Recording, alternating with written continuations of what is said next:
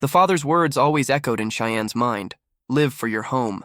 That meant nothing more than suppressing desire and living forever in the shadow of his elder brother.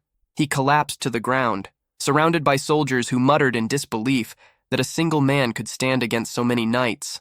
From the crowd, a long-haired figure remarked that it was only natural, given he was the brother of that man.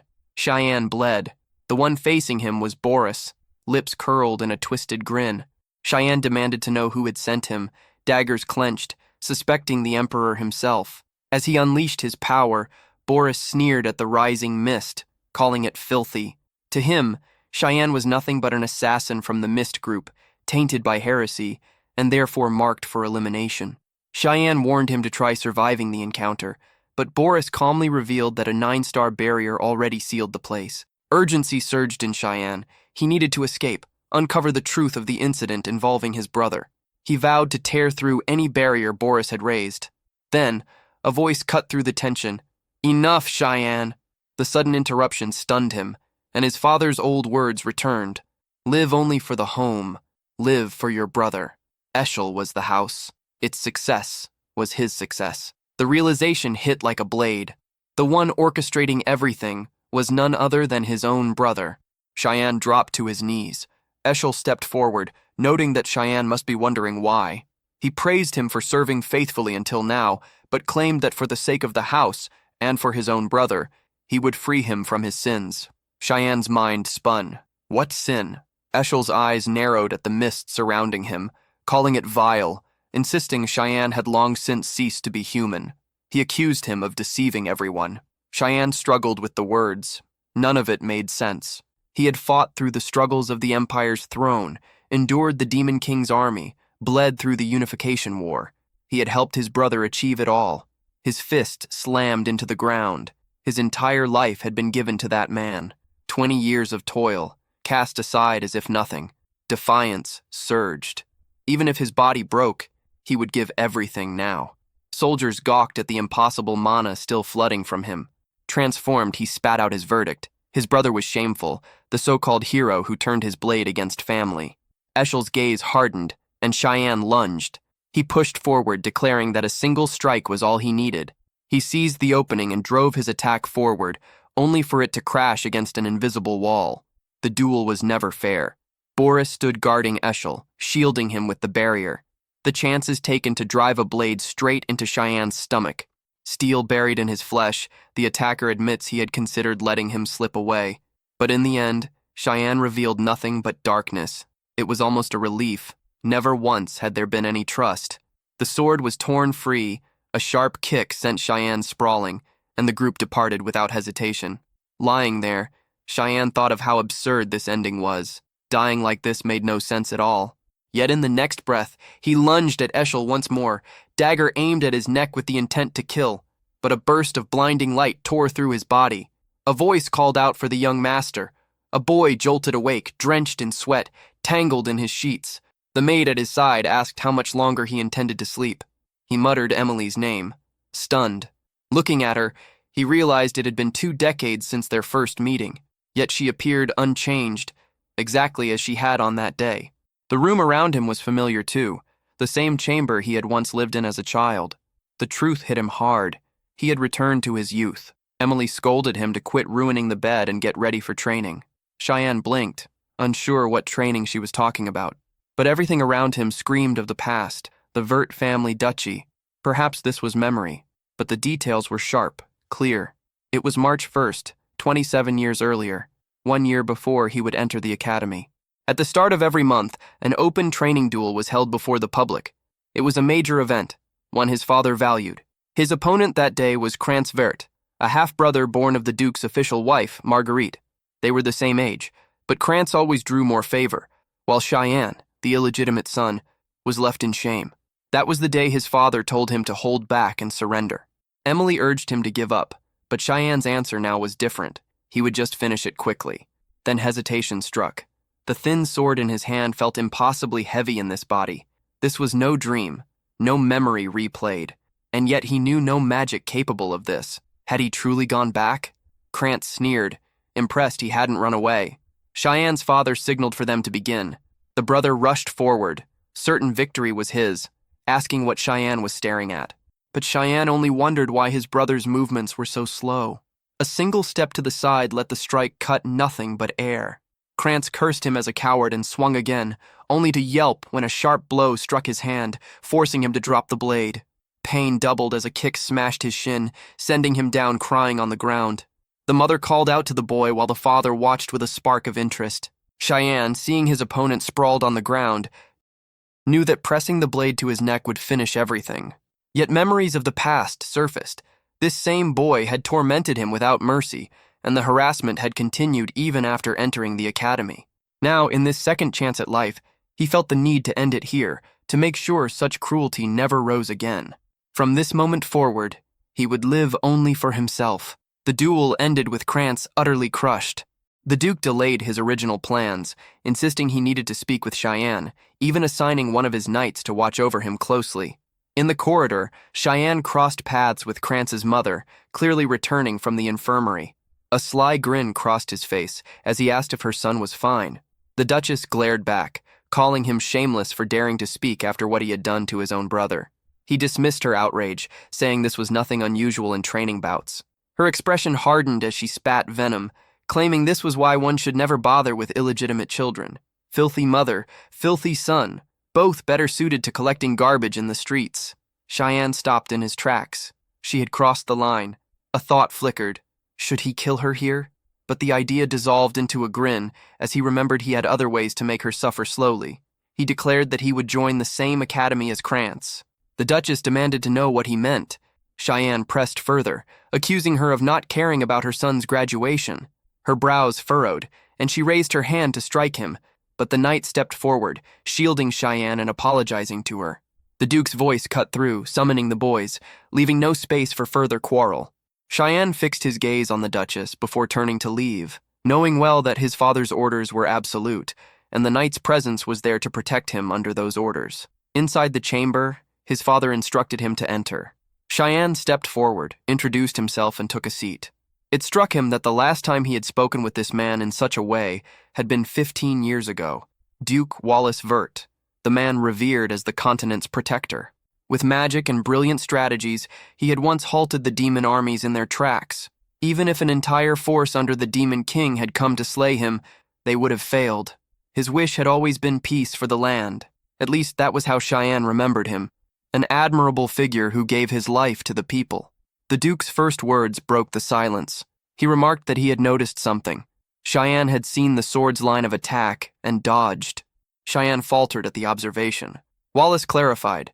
When Krantz struck, Cheyenne had easily followed the blade's path and shifted aside. He wanted to know where this fencing skill had been learned. Cheyenne was taken aback by how sharply the man noticed details. He claimed to have learned on his own. Wallace, unconvinced, stated that as far as he knew, Cheyenne had never shown interest in fencing, perhaps hiding his talent deliberately. The boy explained that he simply hadn't wanted to draw attention. Wallace leaned back, remarking how remarkable it was that Krantz had been defeated despite such restraint. He stopped for a moment, then asked why Cheyenne had struck his brother in that way at the end. Cheyenne wondered if this was recognition, if his father was finally seeing him as someone strong. He replied that he only wanted to prove something. Wallace pressed further, asking what exactly he meant to prove. Cheyenne's answer was direct. He wanted to show that he was Krantz's brother, and that he was the better one. The Duke broke into laughter, saying it was rare to hear such a blunt, straightforward response. He hoped that someday Cheyenne would become a powerful ally to Eshel. The name alone made Cheyenne tense, his mind spinning with disbelief. Why would he ever want to side with that man? It was clear his father's fixation with Eshel hadn't changed at all. Cheyenne clenched his fists, holding back any words. Wallace continued, explaining that there would be no reward ceremony, but Cheyenne could still make a request. Cheyenne's intentions were clear. His only goal now was to destroy whatever Eshel aimed to achieve. So he asked for something specific. The maid was startled, repeating his request, asking if he truly wanted to go to the war front. He confirmed it without hesitation. She stared at him as if he had lost his mind, reminding him he had no idea how terrifying that place was. Demons, monsters, and nameless horrors everywhere. The western edge of the old empire was known as the continent's front line, a battlefield where the war against the demon army had dragged on for 100 years without pause. Because of this, Wallace hesitated but finally laid down a condition. Cheyenne would have to be qualified to go. What that qualification meant, Cheyenne wasn't entirely sure. But one fact was certain. He had to become stronger, faster, as quickly as possible. He still carried all the combat knowledge he'd gained before regression, and within him pulsed a faint trace of demonic power. All he needed was relentless training, and eventually he could wield it. The door burst open then, a loud voice calling his name. With one hand on her hip, his elder sister finally appeared. Ellis. She seized him by the collar as the maid asked where she had been. Ellis ignored the question, glaring at Cheyenne and asking if he was out of his mind. She had already heard he had requested to be sent to the front line, while Cheyenne pleaded with her to let him go. She dropped him flat onto the ground, calling him arrogant for thinking that defeating Krantz made him special. Then she shouted in his face, demanding he meet her on the roof immediately. Outside the castle, on a stone bridge, the two faced each other. Ellis explained the conditions. The fight would begin the moment he touched his sword, and if he could withstand her for 3 minutes, she would allow him to go to the front line. Cheyenne questioned why they had to go that far, but Ellis ignored him, tossing her own question instead. She asked if he was aiming to inherit the family. The bluntness caught him completely off guard, but his answer was simple. He had no interest in that. Before he could even reply, Ellis ordered him to draw his sword. Cheyenne thought bitterly that he had barely regressed and was already being forced into a second fight. The moment his hand touched the blade, Ellis lunged, leaving him startled without knowing why. He managed to block her strike, and disbelief flashed across her face. How could he have stopped that? Cheyenne himself was shaken. She was truly coming at him with full strength, against a brother 7 years younger. She retreated with sharp precision, still trying to grasp how her heavy sword had been stopped by his thin rapier. Cheyenne ground his teeth, convinced it was only luck. Ellis admitted to herself that he was stronger than she had expected, but Cheyenne knew he was in trouble. Ellis pressed forward with a relentless chain of cuts, each one forcing him to the limit to avoid them. Then she leapt, preparing a crushing vertical slash. Cheyenne parried at his shoulder's edge, her blade sliding past and darting dangerously close to her neck. The sight startled her, and Cheyenne realized he had made a grave mistake. With a twist of his arm, he redirected the strike, and both stepped back. Standing on the pillar, he understood the risk. Had he not moved his sword, he would have killed her. All the assassination techniques he had learned were designed for instant death. He didn't know how to fight without aiming to kill. But Ellis had no intention of stopping. She wanted this match to last 3 full minutes. For her, it would be dangerous. Cheyenne considered channeling mana into his blade, but his energy was already thinning. Then Ellis began chanting, calling the earth and wind to merge with her sword. Cheyenne recognized it at once, 6-star magic. Her blade shimmered as water energy wrapped around it. Tears welled in his eyes. She truly intended to kill him. This was no test. Ellis repeated to herself that she could not lose no matter what. Cornered against the wall, Cheyenne realized that reflecting her attack would either kill her or hurl her from the bridge. With no choice, he leapt forward. She raised her weapon, releasing a beam of light. From the side, a voice urged him to stop hesitating and act. At the very instant before impact, a knight stepped between them, declaring the fight over. His blade intercepted Ellis's strike, the force echoing through the castle walls before he grabbed Cheyenne by the collar. His glare fixed on Ellis as he accused her of going too far against the boy. Relief washed over Cheyenne. He had been waiting for this knight to intervene, but it had taken too long.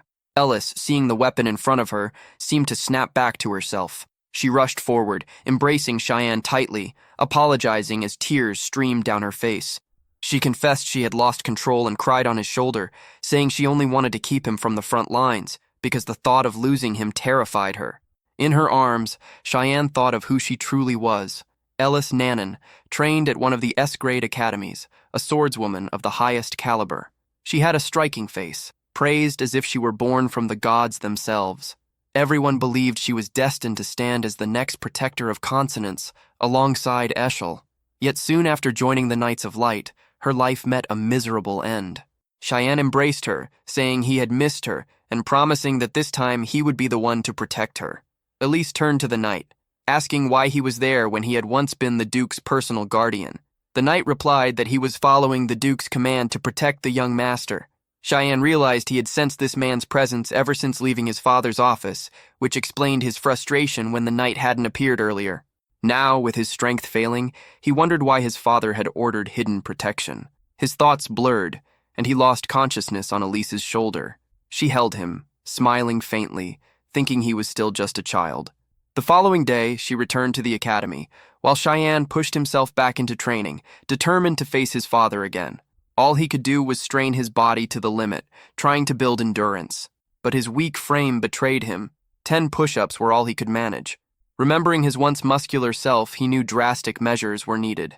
Emily entered his room suddenly, saying Elise had sent him something. She wrinkled her nose, complaining about the stench and asking what it was. After Elise's earlier clash with him, Cheyenne had asked for hellhound blood as an apology gift. To anyone else, its foul odor and revolting appearance marked it as poison. But its true nature was different. It carried the power to permanently enhance stamina. Emily, still pinching her nose, asked if he really intended to drink it. Cheyenne answered firmly, taking a gulp.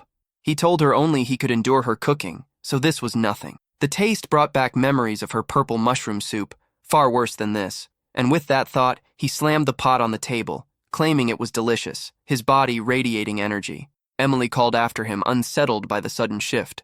His eyes burned red as he looked back, saying he was going for a walk to test the medicine's effects before leaving the castle. Standing outside, he muttered that he had wanted to return here for a long time.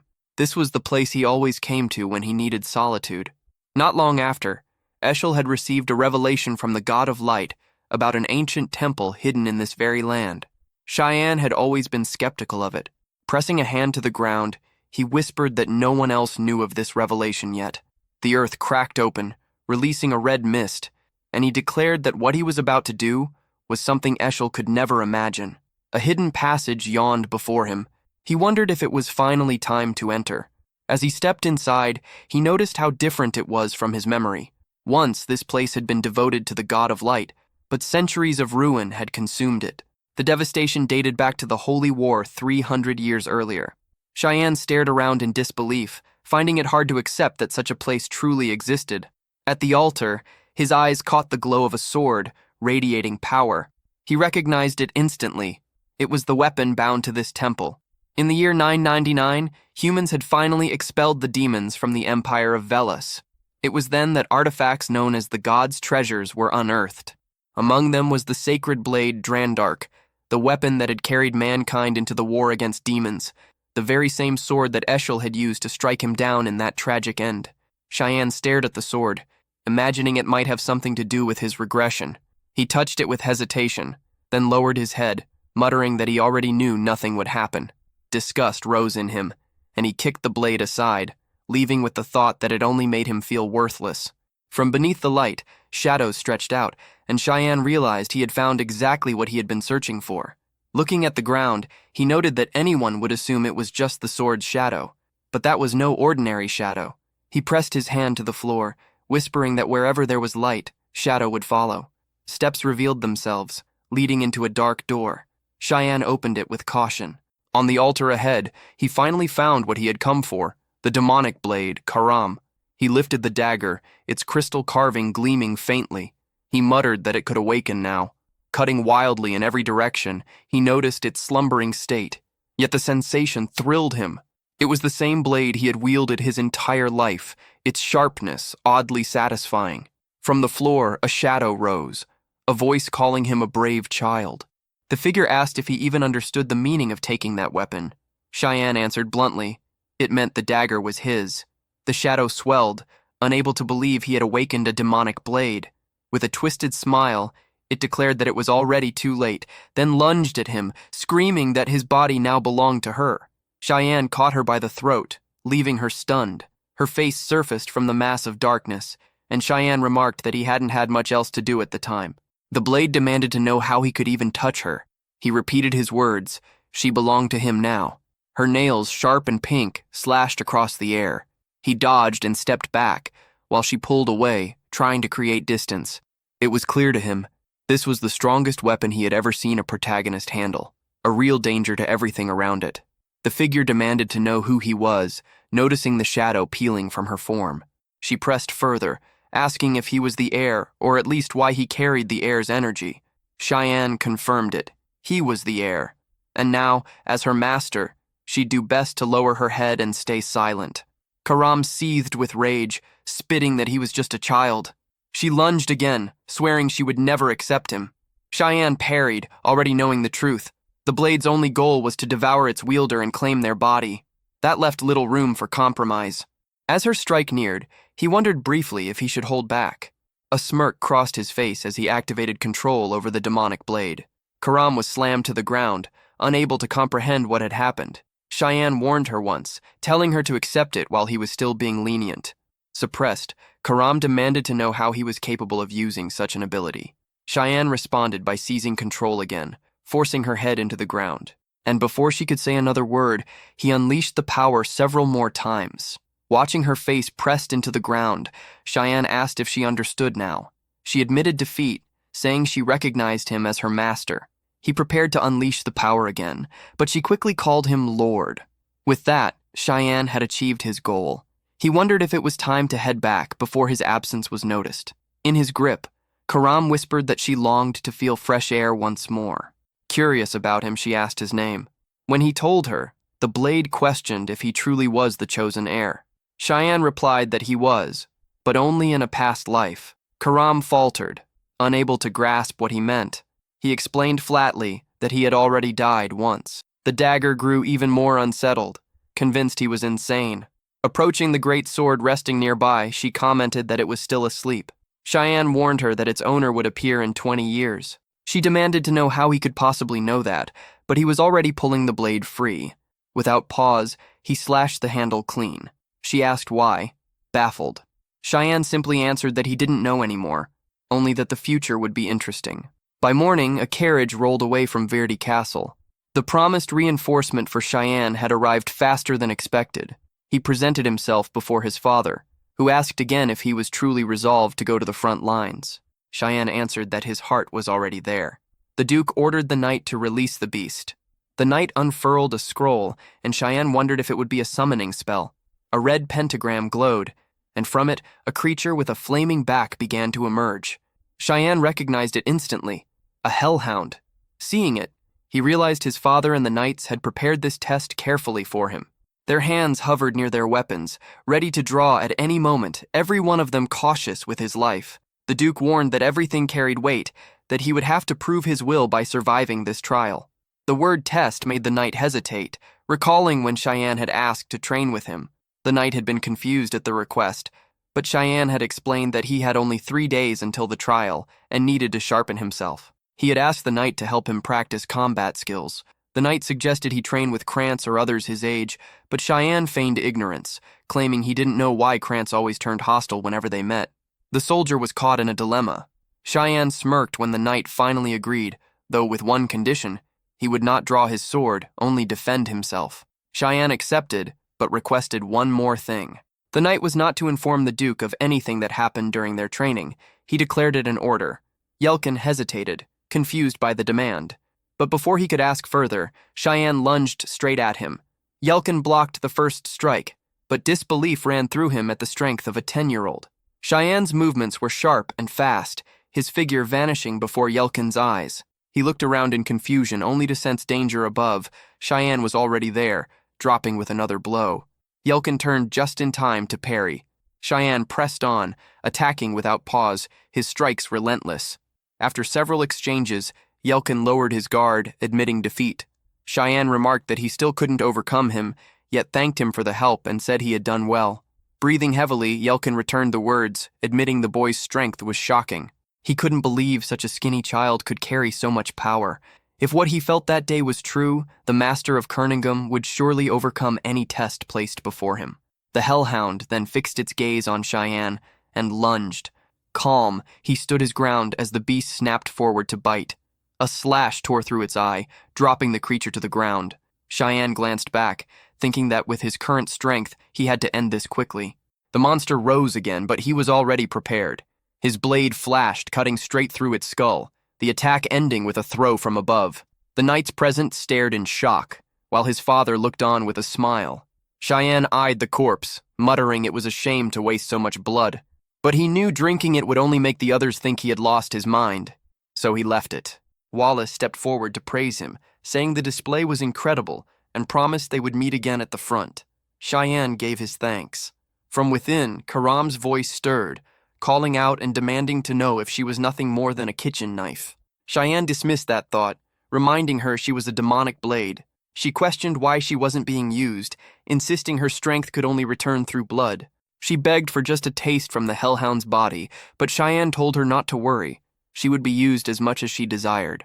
Far to the north, the battlefield shook under an ogre invasion. The bells rang, and Wallace commanded that not a single creature be allowed to escape. Soldiers raised their swords, triggering the Salvation Prison. A massive, shining cross appeared above the battlefield, while magic circles lit up beneath the ogre's feet. Chains of light burst upward, binding their massive bodies. Wallace's order rang out, and the soldiers struck. With the beasts immobilized, their victory seemed effortless. One ogre screamed as a soldier closed in, blade in hand, gripping tightly and preparing for the final cut. With one clean strike, the monster's head was severed. Not far away, Cheyenne and Emily watched the clash unfold, her face pale with fear. She demanded to know why he had dragged her into a place like this. Cheyenne, strangely enough, felt a sense of longing, as if he had missed this battlefield. Wallace asked his son what he thought of standing at the front lines. Cheyenne admitted he was a little nervous. His father warned him that he could always return, that this was a place where death could claim him at any moment, so he had better stay sharp. Cheyenne smirked, saying he'd keep that in mind. Death here was ordinary, with 3 or 4 battles breaking out every day. The knights fought to hold back the demonic advance. Cheyenne's tent had been placed in the safest location, farthest from the main fighting.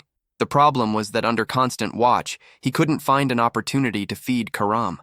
While wondering if he'd have to wait until night, he noticed Emily hiding beneath the covers.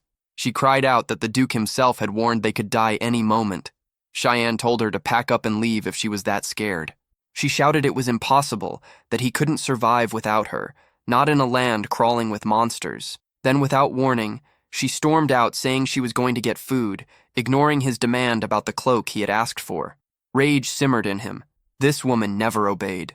Later, he left a doll of himself lying on the bed, figuring that might be enough to fool others. Emily looked at him and asked if he was really going to train in a place like this. She said he was too diligent, and if the Duke found out, he'd be proud. Cheyenne ignored her words. He said he was heading out, and she could rest there without worry. Looking back, he ordered her to claim he was asleep if anyone asked. At that moment, soldiers were needed at the front in greater numbers than ever, which gave him freedom to move unnoticed. He activated his mist glide ability and slipped into the dangerous outskirts, where a pack of hellhounds waited. His blood stirred with excitement. This was the perfect chance to test Karam. When summoned, the blade breathed in the scent of blood and trembled with hunger, saying she couldn't endure it any longer. She needed to cut something. The hellhounds charged, and Cheyenne promised her a feast. He struck them down, unleashing furious mist storm. When the pack lay dead, he pulled the blood straight from their skulls and drank deeply. His eyes lit with madness as he muttered that this was what he craved. Karam pulsed with delight. He told her they would keep hunting, but she complained the hellhounds were far too weak. Cheyenne assured her not to worry. The night was long, and the battlefield swarmed with prey. She answered, seething with anticipation. Elsewhere, a carriage rolled through the mountains. Inside sat a girl with white hair. A guard warned her the land ahead was too dangerous and urged retreat, but the girl refused, declaring she wasn't a child. She was a princess of the empire, and it was her duty to stand beside her family. If the woman dared to speak further, the princess threatened to vent her anger on her. Her attendant warned instead that young Master Verdi was also at the front, the same age as her. She questioned whether the Duke truly had the courage to bring along his youngest son. The companion explained it wasn't the Duke's decision. The boy had volunteered. Since they were of equal age, she suggested they might become friends. The princess dismissed the idea, uninterested, and turned away to sleep. The servant let it go with a simple nod, but the princess suddenly asked for the boy's name. The answer came, Cheyenne Verdi. Under the pale moonlight, she silently repeated the name, lost in thought. Elsewhere, harpies were being slaughtered across the battlefield. Wallace commanded his men to tend to the wounded. Dozens of harpies and griffins lay dead as the soldiers prepared to march back to camp. Looking aside, Wallace saw someone yank a blade from the corpse of a harpy. It was Cheyenne, who had fought alongside them. Wallace asked how he was adjusting to life on the front lines. Cheyenne answered that each day brought new lessons. The Duke remarked that he had expected him to long for home, but after all this time, seeing him still here filled him with pride. Those words left Cheyenne stunned. Wallace left soon after, saying there would be something to discuss in the morning. Cheyenne agreed, thinking it was the first time he had ever seen pride in his father's expression. That night, Cheyenne went out hunting once again. His prey was a death worm, a creature usually hidden deep within the valleys. Karam remarked that he looked worn out, blaming it on his refusal to let her take over his body. Cheyenne replied she was being too obvious, but she pressed harder, pointing out how the worm's flesh regenerated faster than his blows could land. He didn't want to admit it, but she was right. Over a month had passed with him in this place, every day consuming the blood of countless demonic beasts. Yet he still hadn't reached what he sought. As the worm lunged again, he declared there was no other choice. For now, he would fight by Karam's rules. She rejoiced, saying it was finally time to unleash chaos. He activated the 9th assassination technique, manifestation of the demonic blade. His face turned dark as countless cuts tore into the worm's body. The beast writhed, and Cheyenne vowed to slice it apart. Under the moonlight, he invoked another move, 8 fluttering petals, showering the worm with slashes from head to tail. Its maw burst open in a violent explosion, and in that moment he looked nothing short of demonic. Not far off, a knight pressed his fingers into the blood of a hellhound and noted it was still fresh. It was Yelkin, investigating alongside Wallace. They exchanged glances and concluded the signs pointed to the work of the demonic tribe. Staring at the remains, Wallace muttered that the cuts looked strangely familiar, almost like déjà vu. From behind a rock, Yelkin stepped forward, saying he needed to show something. Wallace asked what, and Yelkin lifted a torch, revealing the death worm split clean in half. The sight made Wallace tense, fear creeping in as he whispered disbelief that such an organization could be responsible. The manifestation of the demonic blade had taken Cheyenne's body, allowing Karam to wield her full power. But he knew if he lost focus for even a moment, his mind would be swallowed whole. By the next morning, he opened his eyes, cursing himself as insane for using that kind of power just to kill a beast. Rising from the bed, he admitted luck was the only reason he survived.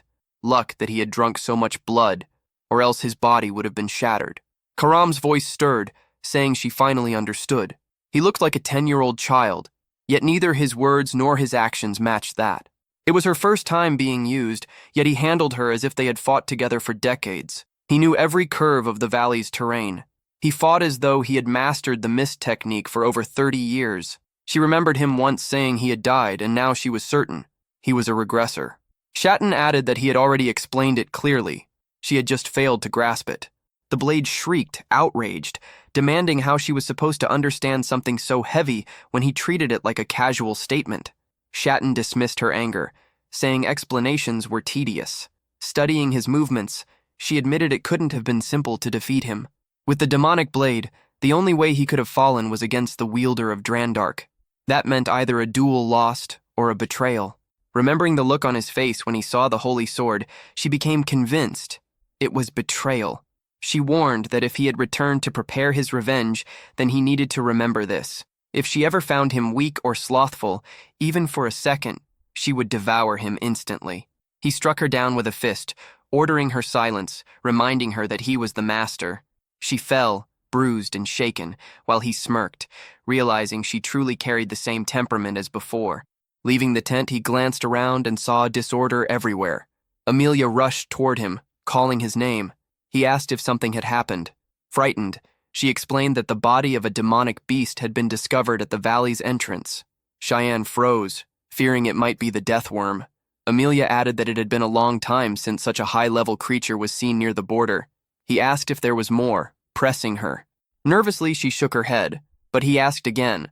Had anyone spoken about him? Any rumors at all? Before she could answer, a knight appeared behind him, calling out his name. It was Yolkin who arrived with the message that the Duke wanted to see him. Shen immediately understood he was in trouble. Yesterday, while out hunting, his father's men had appeared out of nowhere. He had been forced to abandon the hellhound corpses without erasing any trace. The last thing he wanted was attention before entering the academy. Still, he entered his father's tent, already convinced Wallace knew everything. His father greeted him, while Shen stood uncertain, debating how to respond. Wallace ordered him to sit, and Shen frowned, wondering how he would talk his way out of this. The Duke spoke bluntly, asking what he had been doing the previous night. Nervous and sweating, Shen lied, claiming he had gone to bed early.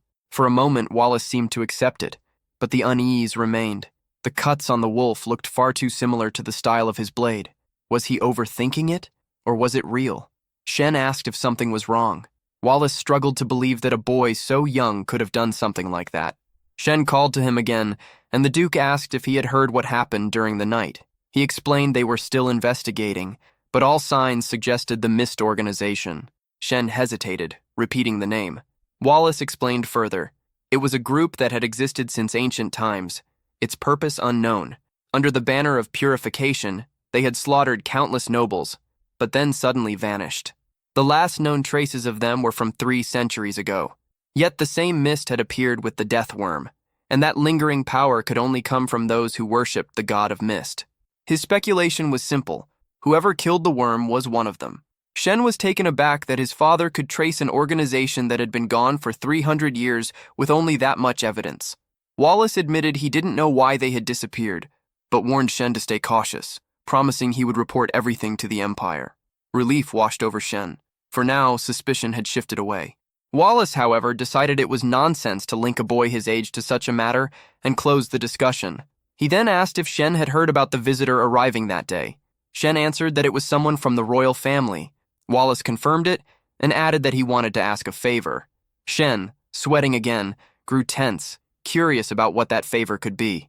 Before he could ask, a knight's horn sounded, announcing the arrival of His Majesty. Wallace and every soldier on the field dropped to one knee, welcoming the Emperor. The Emperor, pale and sharp like a vampire, greeted Wallace warmly, calling him an old friend and telling him formality was unnecessary. His gaze then shifted, asking if the boy at his side was his son. Shen stepped forward, introducing himself as the youngest of the Vert family. The Emperor remarked to Wallace that it was impressive to see his son serving on the front lines. Truly, his children were remarkable. The favor Wallace asked of Shen was simple: introduce himself openly as his son.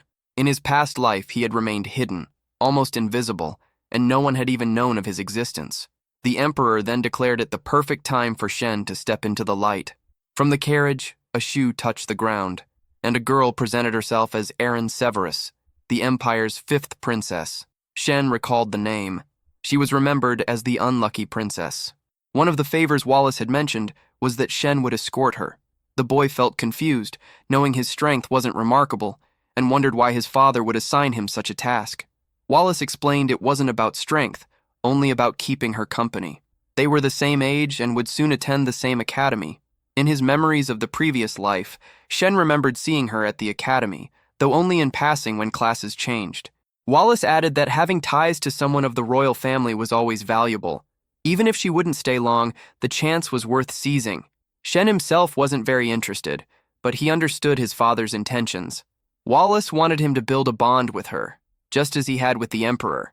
Shen thought to himself that his father had chosen poorly, because that girl would not serve his purpose. Still, he couldn't reveal the reason, only he knew the truth of the future. Annoying as it was, for now, he would have to obey. As they walked alongside the soldiers, Erin asked why the nearby lake glowed red. Shen answered that it was called the Blood Lake, and its color had no mystery.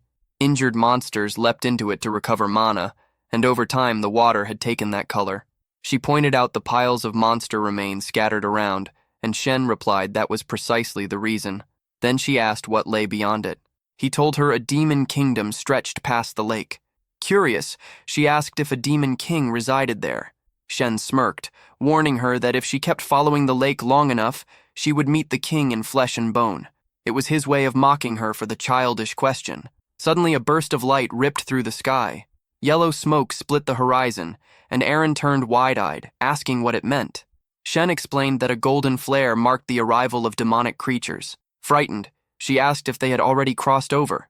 Wallace barked an order for everyone to shield His Majesty, declaring they were heading to the 3rd outpost. The Emperor, however, sighed in disappointment. Wallace asked what troubled him. The pale sovereign drew his blade, revealing his intent. He hadn't come merely to visit. He was restless and longed for combat again. Wallace bowed his head in understanding. The emperor turned to his men and commanded them to support the eradication squad in clearing out the threat. Wallace summoned Shen as well, and the boy responded without hesitation. Eren, startled, asked if he truly intended to fight. Shen told her yes. Though overlooked, he always stood on the front line. She declared she would go with him. He narrowed his eyes, questioning her motives, but she argued that they were the same age, so it shouldn't matter. Shen shot back coldly that the battlefield was no playground. She refused to give up, insisting it didn't matter. She wanted to go. Cian called for Yelkin, who appeared behind her and promised to take her somewhere safe. She spun around, and Yelkin told her to follow. Furious, she shouted at Cian, accusing him of insolence for treating an imperial princess that way. He stepped closer, warning that her stubbornness would cost lives on the front line. Would she shoulder that responsibility? Tears welled up. After all, she was still a child. Cian turned away, ordering her to leave quickly and stop behaving like a spoiled brat. Silence fell over the three of them. On the battlefield, chaos raged. Soldiers were being dragged down, devoured by writhing demonic slugs. Wallace raised his blade, commanding the troops back into formation. He pointed forward, ordering them to guard his majesty and slaughter every last one of those creatures. With a roar, the soldiers charged. The emperor, Dion Severos, had once taken 2 wives. The first, Anna, was long dead. The second, Cassandra, now ruled as empress. Between them, they bore him 4 children. But the 5th princess had been born of a peasant woman, and so scorn followed her everywhere. Despite that, she refused to bow. As a child of the imperial bloodline, she fulfilled her duties and studied harder than any of her siblings. Even so, her enemies never relented. False charges stripped her of her place in the palace, and she was cast away into isolation. That was how she became branded as the unlucky princess. Karam asked if this matched what Cheyenne remembered hearing from his father in the past life. Cheyenne muttered that politics and power always twisted that way. Meanwhile, electric slugs were being cut down across the battlefield. From a distance, Cheyenne watched explosions tear the ground apart, realizing how overwhelming the Emperor's strength was. Dion drove his sword into the soil and unleashed a sacred ray, annihilating every slug in reach. Cheyenne recalled hearing that this man's magic reached the 8th star. If he hadn't risen as Emperor, he would have been named President of the Magic Council. To him, mid-level beasts like these were nothing. Later, Wallace and Dion sat drinking together, sharing memories of the old days. The Emperor shifted the talk to the Empire's current state. In recent years, many nobles had been slaughtered, and unrest spread like fire. Wallace suspected the events were connected. Dion revealed that every one of the murdered nobles had been corrupt, and each scene of death carried traces of black mist. Did Wallace know anything about it? Wallace admitted that followers of the Black Mist seemed to have resurfaced. He had even found signs near his own base. Dion agreed it was possible, though more investigation would be needed. He even admitted, half in jest, that part of him wanted to thank those behind it for purging corrupt trash. But in the end, the killings only deepened the Empire's unrest. And there was one detail that caught Wallace's ear more than anything else. One of the nobles had claimed the 5th princess was tied to the murders. Wallace asked if people were truly trying to link her to such things. The Emperor admitted he knew it was nonsense to blame a child, but still asked Wallace to look after his daughter if he were to die. Wallace swore on that request, and the Emperor gave thanks. That night, the rain hammered against the tents. Emily pressed Cheyenne, asking if he had really said those things. He ignored her, saying he was leaving. She kept pushing, wanting to know if he had truly spoken that way to the princess. In her view, if he kept acting like that, he would never marry and would live out his life in solitude. Cheyenne brushed it aside, telling her to forget it. He was going out to train. She asked if he was really planning to go in the middle of the storm. He told her not to worry and to sleep. Only Eren was already there. Emily flinched, startled by the hooded figure. Eren pulled her hood back and asked if he was heading somewhere, but if not, she wanted a word. Emily's eyes lit up at the sight of the princess. Eren asked how long they had been camped there, and Cheyenne answered over a month. Still, he pressed to know why she had come. She hesitated, avoiding the question. Both turned to Emily and told her to leave, and she slipped out, grinning mischievously, teasing them to enjoy the tent. Cheyenne, with his mind of a 40-year-old, felt no interest in her. Eren apologized for the morning's events. He awkwardly admitted his own fault, and she laughed, saying she would have reacted the same. She confessed that, unlike him, She wasn't acknowledged by those around her. Cheyenne hadn't imagined she carried such a side to her. She went on, saying she knew he would be going to the academy and that she wanted to be his friend. Cheyenne cut her off, apologizing, saying he couldn't accept that. If her purpose was to get closer to him, then she should leave now. She bowed her head, hurt, saying she only wanted to draw nearer, but he was being cruel. Did he think she was nothing more than a princess by name? Cheyenne kept silent. Tears welled up in her eyes as she said she understood. From his view, she had nothing to offer, and she apologized for wasting his time. Perhaps she was wrong to think they could talk. She added bitterly that he was nothing like Lord Eschel. That name sent a jolt through Cheyenne. He spun, grabbing her arm. She told him to let go, demanding to know why he was acting like that. Cheyenne pressed her, asking how she knew of his older brother. She explained that she had met him when she visited the academy the previous year, and he had told her to remain strong as a princess. Cheyenne knew his brother too well. There was no way he had offered advice out of kindness. This meant the manipulation had already begun back then. Cheyenne steadied himself and told her he would give her some advice of his own. The tent suddenly trembled, as if the ground itself had split. Emily burst inside in a panic, shouting for him to run, but a massive pillar had already crashed down, nearly flattening them. The explosion ripped through the canvas, hurling Emily outside. From a distance, everyone caught sight of a giant ogre looming over the wreckage, recognizing it as the young master's tent. Emily cried out, desperate, tears streaming as the ogre raised its club to finish them. The emperor, hearing the commotion, demanded an explanation, and later that night announced grimly that the princess's tent had been attacked by a high-level monster. He commanded all troops from the battlefront to return at once, determined to know who she had crossed paths with in such a dangerous place. The giant ogre rampaged, smashing the rear section of the base. Hidden in the chaos, Cheyenne stared in disbelief. An ogre here? That breed of monster only appeared deep in the valley. Doubt crept in. Was this his fault? Emily's voice broke through, sobbing that she thought he had been killed. But at the moment of impact, he had pulled Aaron close and leapt aside. Someone who had once crushed the Demon King's army would not fall to a mere ogre. Aaron asked if the knights would survive. Emily, trying to soothe her, insisted they were strong enough. Still, the princess wept, blaming herself. If she hadn't been there, none of this would have happened. The knights reassured her that it was their duty to protect, one even smiling as he swore they would give their lives if needed. Cheyenne's warning came too late. A massive hand slammed down from behind, crushing the knight in an instant, blood spilling as the ogre lifted the limp body high. Standing on its back, Cheyenne told Aaron to cling to him. The beast sniffed the air, confirming his suspicion. These creatures weren't here by chance. They had come for him. He began to tell Emily to take the princess and flee, but she was already gone, sprinting with Aaron in her arms. He couldn't help but note how fast she ran when survival was at stake. The ogre bore down, ready to smash him. He couldn't draw the demon blade without raising suspicion. Questions churned. Why were these monsters hunting him? What scent were they following? Karam's voice cut through, mocking him. He had been drinking demon blood for too long, and now he reeked of it, a stench that drew beasts straight to him. Rage boiled, so the sage had known all along and said nothing. She only laughed, reminding him that all she wanted was his body. He gripped her hard, forcing her into her dagger form as she asked what he was planning. He realized there was no choice left. Against this beast, he would have to unleash everything. He lunged forward, meeting the ogre's swing head-on. With one decisive strike, he ripped the creature's arm clean off. In the same breath, he appeared behind its neck, slicing it open with a single brutal motion.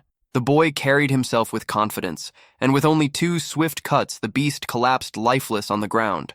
He muttered that now it was only a matter of cutting down the curious ones that still lingered. Ahead of him, more creatures appeared, and Karam's voice echoed with excitement, calling it a festival she had been waiting for. But his focus snapped when a demonic dragon revealed itself. The beast roared toward the sky, shaking the air itself. Karam told him not to lose his nerve, it was only a young one. Cheyenne immediately called forth the manifestation of the demon blade. Raising the dagger, he commanded it to devour the enemy. Meanwhile, at the base, soldiers fought desperately against the invading ogres. The Emperor and Wallace had just slain the last of them. The Emperor asked if there was any sign of the princess. Wallace bowed his head and admitted she had been in his son's tent. The Emperor asked if he wasn't worried about his son, but Wallace replied coldly that there was no need to worry about that boy. The only one who mattered was the princess. The emperor stared at him in disbelief, shocked by such cruelty. A soldier rushed in, announcing that Princess Erin had been found. She appeared soon after, hurrying to her father. He asked if she was injured, and she said no, but begged him to act quickly. Cheyenne was in danger because of her. He tried to calm her, telling her to explain. Wallace then turned to Emily, asking if she was his son's maid. When she confirmed, he ordered her to tell them what had happened. Shaking, Emily explained that Cheyenne had drawn the attention of the monsters so that the princess could escape. Wallace remained silent. One of the knights stepped forward, saying he knew the location, and that if given the order, they could head out to rescue him. The Emperor snapped at Wallace, demanding why he hadn't already given the command. But Wallace refused. The Emperor and Erin stared at him in shock, asking what he meant. Wallace said the recovery of His Majesty had to take priority. If the base fell, the demonic beast would pour into the Empire. Rebuilding their defenses was the only way to prevent further disaster. Emily's voice broke, asking what would become of the young master. Wallace replied that the boy had already done his duty by saving the princess. That was the way of the Vert family. The Emperor and Erin looked at him after those words, while the princess thought again that it was all her fault. Suddenly, the sound of a great battle shook the sky. Erin lifted her gaze and froze. Above them, a dragon was soaring past, and to her disbelief, Cheyenne was clinging to its tail, being carried away. In this world, dragons were the closest beings to the gods, considered the most advanced form of life itself. To encounter such a creature was normally seen as the highest honor. So why was the dragon flying so close to the camp? Erin screamed his name, and the Emperor turned on Wallace, demanding to know what his son was doing up there. Wallace stayed silent, and the Emperor pressed harder, asking why he wasn't moving. High above, Cheyenne himself didn't know what he was doing. He only wanted a drink of blood, but the situation had spun out of control. The moment the dragon appeared, he had challenged it. A wave of weak monsters had rushed at him, and he blasted them aside, sending their bodies flying toward the front lines. Calling on the furious mist, he carved straight through the battlefield and charged toward the dragon. Up close, he realized it wasn't fully grown. Even so, the beast gathered power for an attack, and fear shot through him. The explosion burst, a beam of light tearing across the field. He dodged at the last second and ended up near the dragon's head. He taunted it for daring to spit at him the instant they crossed paths. With a sharp slash, he drove his blade into its eye. Suspended in the air, he had no footing, and the dragon lunged. At the brink of being skewered, he smirked and unleashed the mist blade. The 8 fluttering cuts struck from all angles, slashing into the beast. The dragon crashed down, detonating the ground in a massive shockwave. Cheyenne felt the weight of it. Killing a dragon was impossible. His shoulders burned with exhaustion. But now that it was grounded, he moved in for the finishing strike. The dragon beat its wings, pulling away, and he braced for another beam. Yet instead, the beast turned tail and fled, wings thrashing in fear. Cheyenne hurled himself after it, roaring that it wouldn't escape, latching onto its tail. The problem came when he glanced down. Everyone below could see him. How was he supposed to explain this? Karam mocked him, asking why he was frozen like a statue. He snapped back, asking if she didn't see the crowd staring up at them. Furious, she demanded to be used since she had already been summoned. He refused, saying if he used anything demonic, they would stop him immediately. She screamed, asking what he planned to do then. He said he was thinking, and told her to shut up. On the ground, Wallace began weaving light magic. Cheyenne recognized it instantly, an 8-star spell. His own father was about to fire at him. Shock and anger mixed. What kind of parent did that? Wallace raised his sword to the skies and released the strike. Cheyenne braced in despair, but the dragon suddenly dived, weaving past the incoming magic. He laughed bitterly, praising the beast for doing well and telling it not to take the hit for him. But another beam came from behind, so close he couldn't avoid it. It struck his leg, the same one gripping the dragon. His hold slipped, and as he plummeted, his only thought was a strange sadness. He had lost his lunchbox. While Karam urged him to protect himself, he plummeted head first. He muttered that he couldn't use any mist technique now. She snapped at him, warning that if he kept hesitating, he would die this way. He silenced her, saying he was thinking. In truth, he wasn't going to die, though she couldn't believe what he was about to attempt, until an idea struck. Below him stretched the Red River. He told himself there was no other choice. From afar, someone noticed the dragon fleeing, and remarked how rare such a sight was. The man behind him dismissed it, saying it was just a kid who must have strayed from the group. The silver-haired figure pointed toward the horizon, asking if demons dwelled there. His companion answered that it was actually the human region. The silver-haired one grew curious, saying dragons shouldn't be beaten by humans. He went quiet for a moment, until the man with glasses asked if something was wrong. The silver-haired one pointed out that he sensed an unusual energy in that direction, something strangely familiar.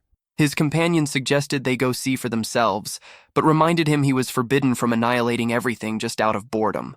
Spreading his wings, he agreed, saying he wouldn't cause trouble. Then he lifted off, promising to return shortly.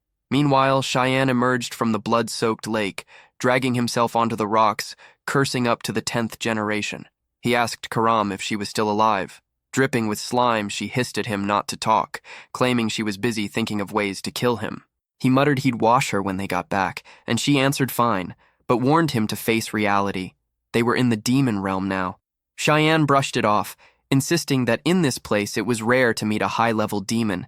Then a voice came from behind, claiming he knew he would find something interesting. Cheyenne froze. It was a voice he could never forget. Turning stiffly, he saw the figure. The demon asked if he was human, and Cheyenne realized it was Valkyrian, the demon king. Memories came rushing back. This was the same man who once told him he was like evil itself, wrapped into one body. Valkyrian pressed, asking why he wasn't answering. Was he not human? In a blink, the demon king appeared at his back, asking if Cheyenne really wanted to fight.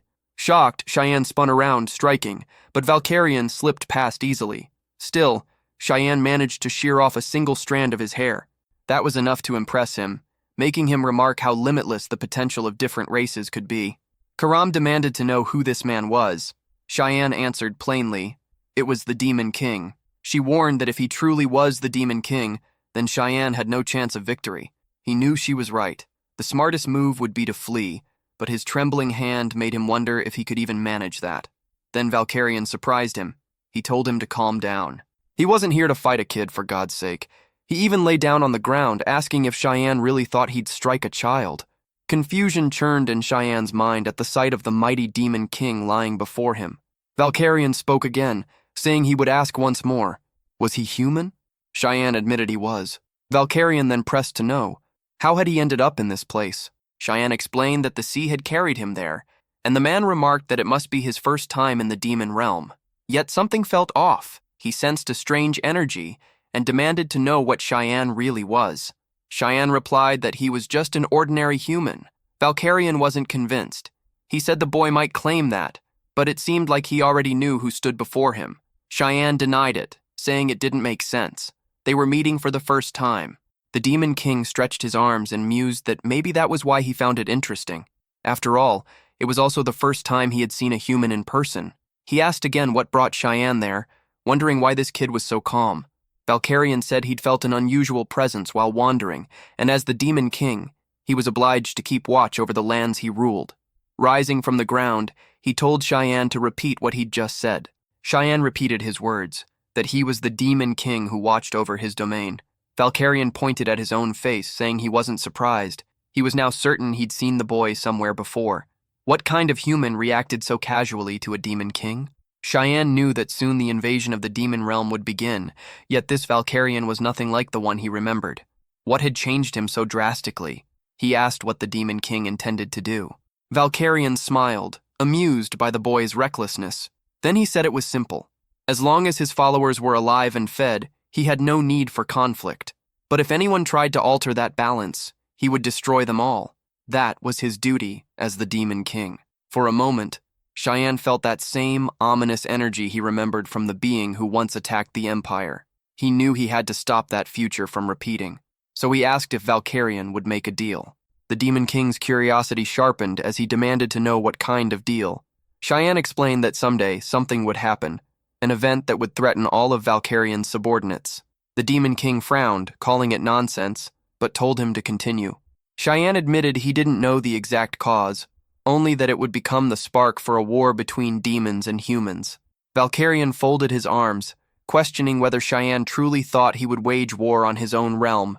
Cheyenne said that was exactly why he wanted the deal, so that no matter what occurred, the Demon King wouldn't be the one to start that war.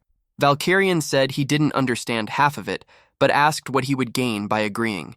Cheyenne promised that, whatever came to pass, he would help the Demon King. Valkyrian stepped closer, studying him. He said the boy clearly knew more than he was admitting.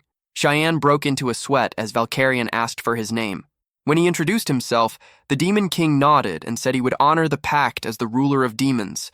Valkyrian took to the sky, warning Cheyenne to keep his end as well. A faint grin crossed his face as he declared the deal sealed. After that encounter, a group of knights eventually discovered Cheyenne's location. When they saw him crawl out of the Red Lake, the soldiers called it a miracle. He was still breathing. From that moment, he became known as the one who survived the demonic dragon. They carried him to the frontline monastery, a place serving as a field hospital for the wounded. Lying there, Cheyenne asked someone to repeat what they had just said. Aaron hesitated, unable to meet his gaze. Then, out of nowhere, she blurted out if he wanted to be hers. He froze, confused by her words, not understanding what she meant. Calmly, he replied that he wasn't interested. The reaction hit her like a slap. She flinched, tears welling again, muttering that it was expected of her, the powerless fifth princess. From his bed, Cheyenne stared at the ceiling, thinking she was really starting to get on his nerves. He knew Aaron was the weakest link in the imperial bloodline, and at the rate she was going, her downfall was inevitable. What bothered him most was the suspicion that his damned brother was somehow tied to her fate. He admitted to himself she was right. At the moment, she couldn't offer him any advantage. No wealth, no influence, nothing to gain.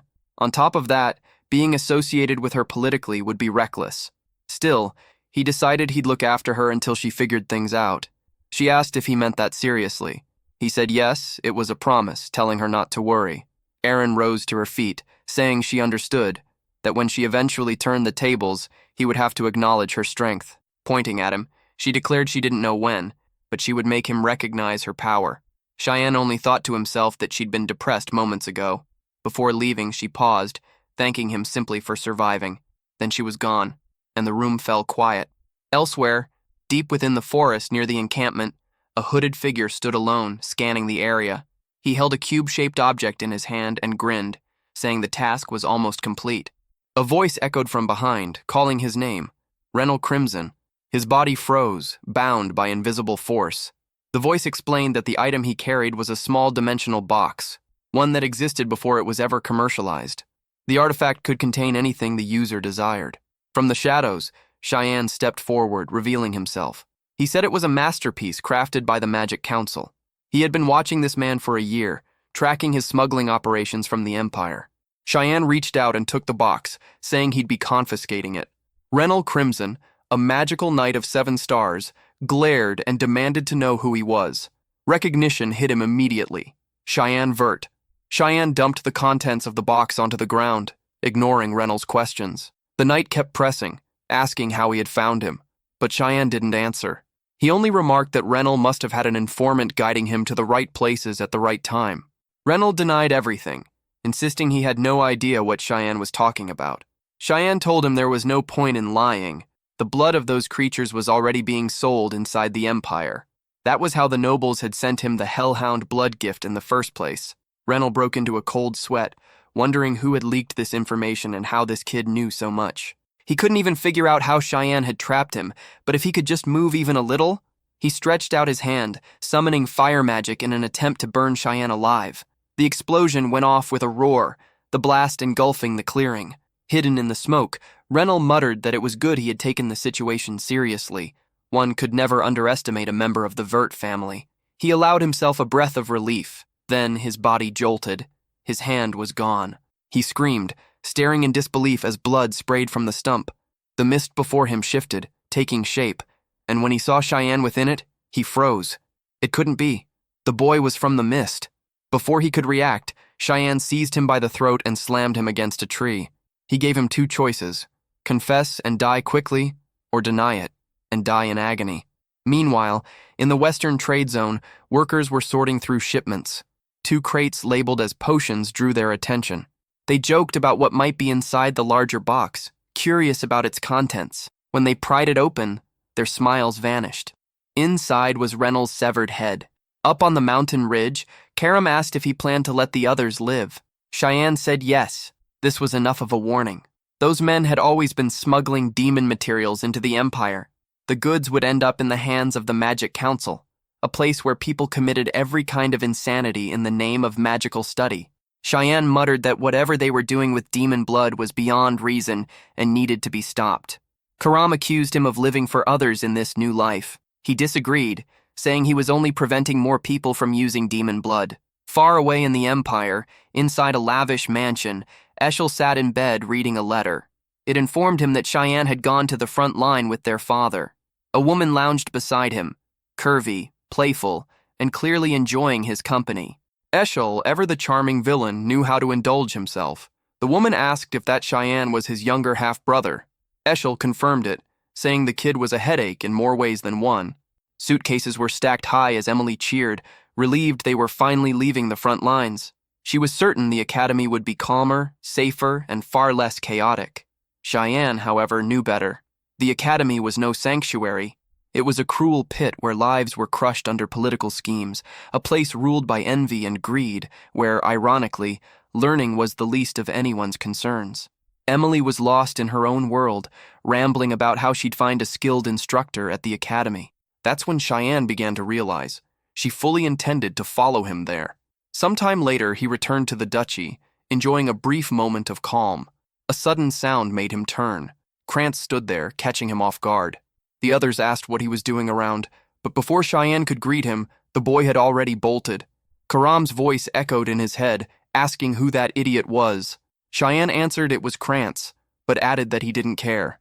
Karam scoffed that his brother was the complete opposite, and Cheyenne replied that didn't make sense. His true opposite was someone else. He opened the door and stepped back into the mansion. This time, every servant greeted him politely.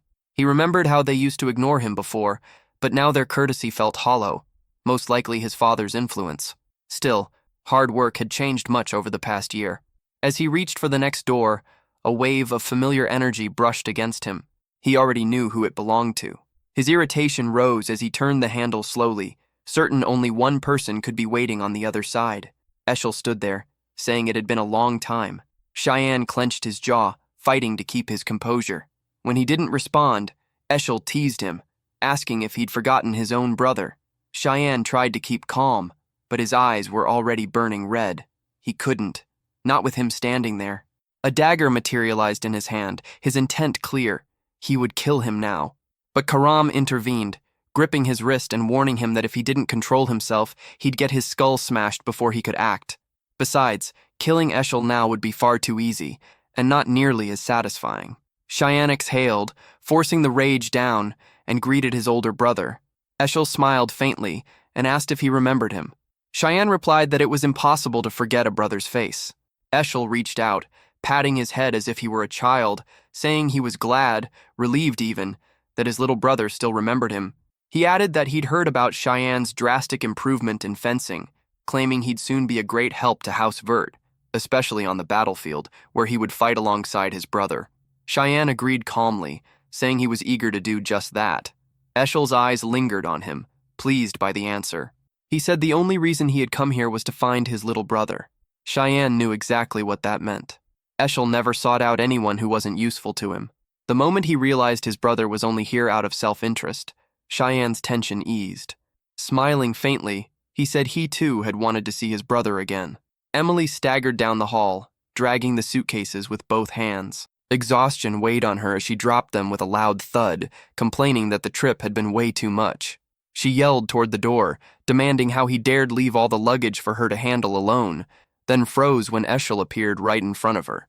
He smiled calmly, mentioning he'd heard they were quite close, and told her to keep working hard for Cian. After that, both men left, offering polite thanks, leaving Emily still standing there, pale and speechless. When she recovered, she shouted after Cian, saying she nearly died of fright because he hadn't warned her that Eshel was there. Cian didn't answer. He just told her to step out for a while. When she asked why, his cold stare silenced her. He said it wouldn't happen again. The look on his face startled her. It was something she had never seen before. Moments later, Cian stumbled into the bathroom and leaned over the toilet, vomiting. Dizzy, he asked Karam why she had stopped him earlier. She answered that he should be thanking her. He insisted that it had been the perfect moment, If he had failed, she would have simply taken over his body anyway.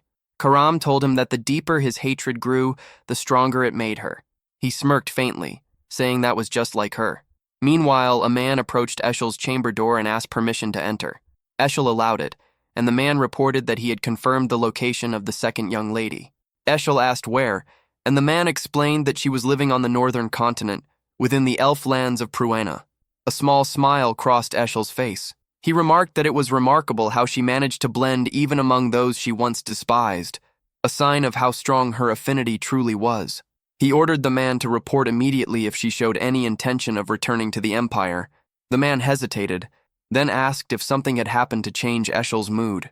Eshel questioned why he thought that, and the man explained that his aura felt far brighter than usual, as if he'd just experienced something exhilarating. Eshel admitted that incredible might be the right word, but at the moment, he was actually furious. The servant froze in fear, stammering out an apology. Eshel's expression darkened. He had studied Cian's gaze earlier. It wasn't the look of a nervous boy. It was the stare of someone who had just seen his enemy. Something was definitely off about that kid. He decided he'd have to keep a close watch. The subordinate nodded quickly, saying he'd assign someone to monitor Cian's every move. Eshel turned toward the window, replaying that moment in his mind, wondering what his brother was hiding. Outside, several carriages were gathered in front of the mansion. Emily stood beside them, yelling that she was extremely disappointed in the young master. Cian dismissed her anger, saying it was her own fault she couldn't come along. She wasn't fit for guard duty. That only made her angrier, snapping that he should have said so earlier. The carriage started moving, and Cian waved casually, telling her to relax. Emily shouted back not to cry just because she wasn't there. He made a goofy face, pretending to agree, which only made her freeze in disbelief that he was actually leaving like that. Emily screamed after him, her voice cracking as she told him that even if the others mocked or beat him, he should never lose heart. From a distance, she kept yelling for him to come back safely. Inside the carriage, memories surfaced. When he was 8, he had fallen ill with a high fever that left him unconscious. No one in the mansion had cared enough to tend to him, except Emily. She had carried him on her back through the rain, searching desperately for help. After wandering for hours, she had finally found an old man willing to open his door. If not for her, he probably would have been discovered dead in one of those cold, empty rooms. He smiled faintly, remembering that moment. With that same warmth, he thought how he'd once told her that if she kept following him like that, she'd end up dead, and that he couldn't take her to the academy because she was too precious to him. Now, sitting alone in the carriage, Cheyenne noticed the absurd number of escorts assigned to him. 6 intermediate knights, just to accompany the young master to the academy. Something about it felt off. He suspected he'd see blood before arriving. By late afternoon, the knights exchanged glances and decided to halt for the day. They told him they would camp there for the night. Cheyenne asked how far they still were, and they replied that the central city of Saffron was close, that they'd reach it by morning. He nodded, but inwardly, he knew they were lying. This forest wasn't anywhere near Saffron. Setting up camp this early, in such an isolated area, while pretending otherwise, it couldn't be coincidence. They were planning something. When they said everything was ready, Cheyenne stepped out of the carriage, feigning ignorance, commenting lightly about how nice the air felt. Surrounded now by the 6 knights, he asked whose orders they were following. One of them hesitated, beads of sweat rolling down their faces. No one answered. Then Cheyenne caught it, the faint smirk on one man's lips. His eyes narrowed. He asked again, voice cold, whose order it was. The smirking knight drew his sword, saying Cheyenne didn't need to know since he'd be dead soon anyway. The others approached, murmuring apologies, insisting it wasn't personal, just duty. They promised to make it quick and told him to close his eyes. The knight stepped forward, sword raised, bidding his farewell, then stopped mid-swing as his head flew clean off. It hit the ground with a dull thud, rolling like discarded garbage. The others froze, staring in disbelief. Cheyenne's tone stayed calm as he repeated the question. Whose order was it? Now, real fear set in. They trembled, paralyzed, not knowing what to do. He looked at them with quiet disdain and asked why they were frozen like statues. Did they truly think it would be that easy? One knight still couldn't process what he was seeing. Another finally snapped, lunging forward to strike from behind. In an instant, Cyan appeared on the other side, slicing twice before anyone could react. 2 men dropped, one taking cuts across the shoulder and arm. Another tried to flee but collapsed in agony mid-run. Shin had only struck from behind. He hadn't needed to do more. The carnage was already done. The man who had been thinking a moment before now sobbed, unable to accept that an 11-year-old could butcher so many. None of them had survived the dragon encounter after all. Using mere intermediate knights for this job had been a disaster. The crying man crumpled to the ground as Cyan stalked closer and demanded to know who gave the order. Through shaking breaths, the man blurted that it had been Duchess Margaret's doing. Shin felt awkward. He hadn't even needed to lift a finger. The confession had done the work for him. The culprit's sobs filled the clearing, and he wondered why the man had talked at all. Nearby, the carriage rolled on while messengers hauled Cyan aboard without hurry. One reported that the plot had been arranged by the young Master Krantz, who'd asked his mother to keep Cyan off his back once they reached the academy. Apparently, the whole ambush sprang from that request. Cyan registered the name of the coward who kept running away. The kid would need a little assistance at the academy, the kind Cyan could provide. Embarrassed, the captured man asked what would happen to him next. He didn't seem very attached to life, admitting that they'd tried to kill Cyan, so his survival seemed unlikely. Cyan ordered him to at least learn to drive the carriage properly. There might be some use for him alive yet. The man swallowed his fear and thanked him. By the time they reached the central city of Saffron, a vase crashed to the floor as panic rippled through the household. Duchess Margaret demanded an explanation for the 6 bodies. The butler stammered that Cyan had arrived in Saffron 10 days earlier and that they'd misjudged the boy. Margaret, furious, refused to believe a 10-year-old could slaughter so many without help. The butler suggested an unknown accomplice, but she cut him off. Plans shifted. An assassin would infiltrate the academy, but if the deed traced back to her and Krantz suffered for it, trouble would follow. Biting her lip, she decided not to act rashly. No one must know about the affair. Better to erase everyone linked to the plot quietly. Behind the curtain, Eshel's spy had overheard the entire conversation. It had been 10 days since Cyan left Saffron. Brian had been keeping up the act of a loyal servant the whole time, aware that word of Cyan's survival must have already reached the mansion. At this pace, it seemed they'd reach the academy without issue. Still, he suspected the boy might start wondering whether he should dispose of him. Before that thought could settle, Brian slid open the small carriage window with a grin, announcing that they had arrived. Cyan acknowledged him with a calm nod. The sight of the city ahead brought memories he'd rather not revisit, none of them good. The academy loomed larger than he remembered. A lot had changed. At the reception, he presented the Verde family's crest. The clerk, visibly eager, promised to register him right away. Everything seemed normal, until Cyan caught something off about her tone. She handed him a sealed letter and a golden key. His eyes widened. He asked if she'd given the right one. Behind him, Brian dropped the luggage with a thud, startled. The royal dormitory, the most luxurious housing available, was supposedly his. But in his previous life, nothing like this had ever happened to anyone. Someone's hand was clearly behind it. He asked if that was the last of the luggage, and Brian confirmed it. Cyan adjusted his coat and remarked that now that they'd reached the academy, Brian's work was done. The man's nervous laugh broke the silence as sweat ran down his temple. Cyan tossed him a pouch of coins. Brian blinked in confusion, asking what that was for. Cyan told him it should be enough to start over somewhere far away, and warned him not to return to the mansion unless he wanted to die. Brian froze, speechless. Then suddenly he dropped to one knee, declaring that he, Brian Kendrick, a once official knight, wished to serve young Master Cyan for the rest of his life. Cyan asked if he was truly a knight. Brian admitted he was, though not a skilled one, more of a helper. His late father had told him that a mediocre knight should never hesitate if he found someone worth following. Cyan dismissed it as nonsense. When Brian asked what he meant, Cyan questioned whether he wasn't afraid of betrayal later. The man replied that even if it happened, he wouldn't regret it. Cyan told him not to say things like that again. It was troublesome enough already. Moments later, they entered through the academy gates. The entrance ceremony was starting, and they'd go straight to the exam. Brian, sweating, nodded in silence. Inside, the dean and a young woman discussed the new batch of promising students. The room was packed with nervous faces. In the center, a girl stood out. Rin Saval-Ru, radiating a visible aura. Her magical rank was 2 stars, physique grade B, and her light affinity measured at 52%. Nearby, another student drew attention. Setcha Harkin, a 3-star mage with an A-grade physique and an earth affinity of 71%. The old man scratched his beard, studying the report in front of him. The students this year were impressive. But this particular boy stood out even among them. His magical grade registered at 1 star, yet his physique ranked S. His element was darkness, an astounding 92%.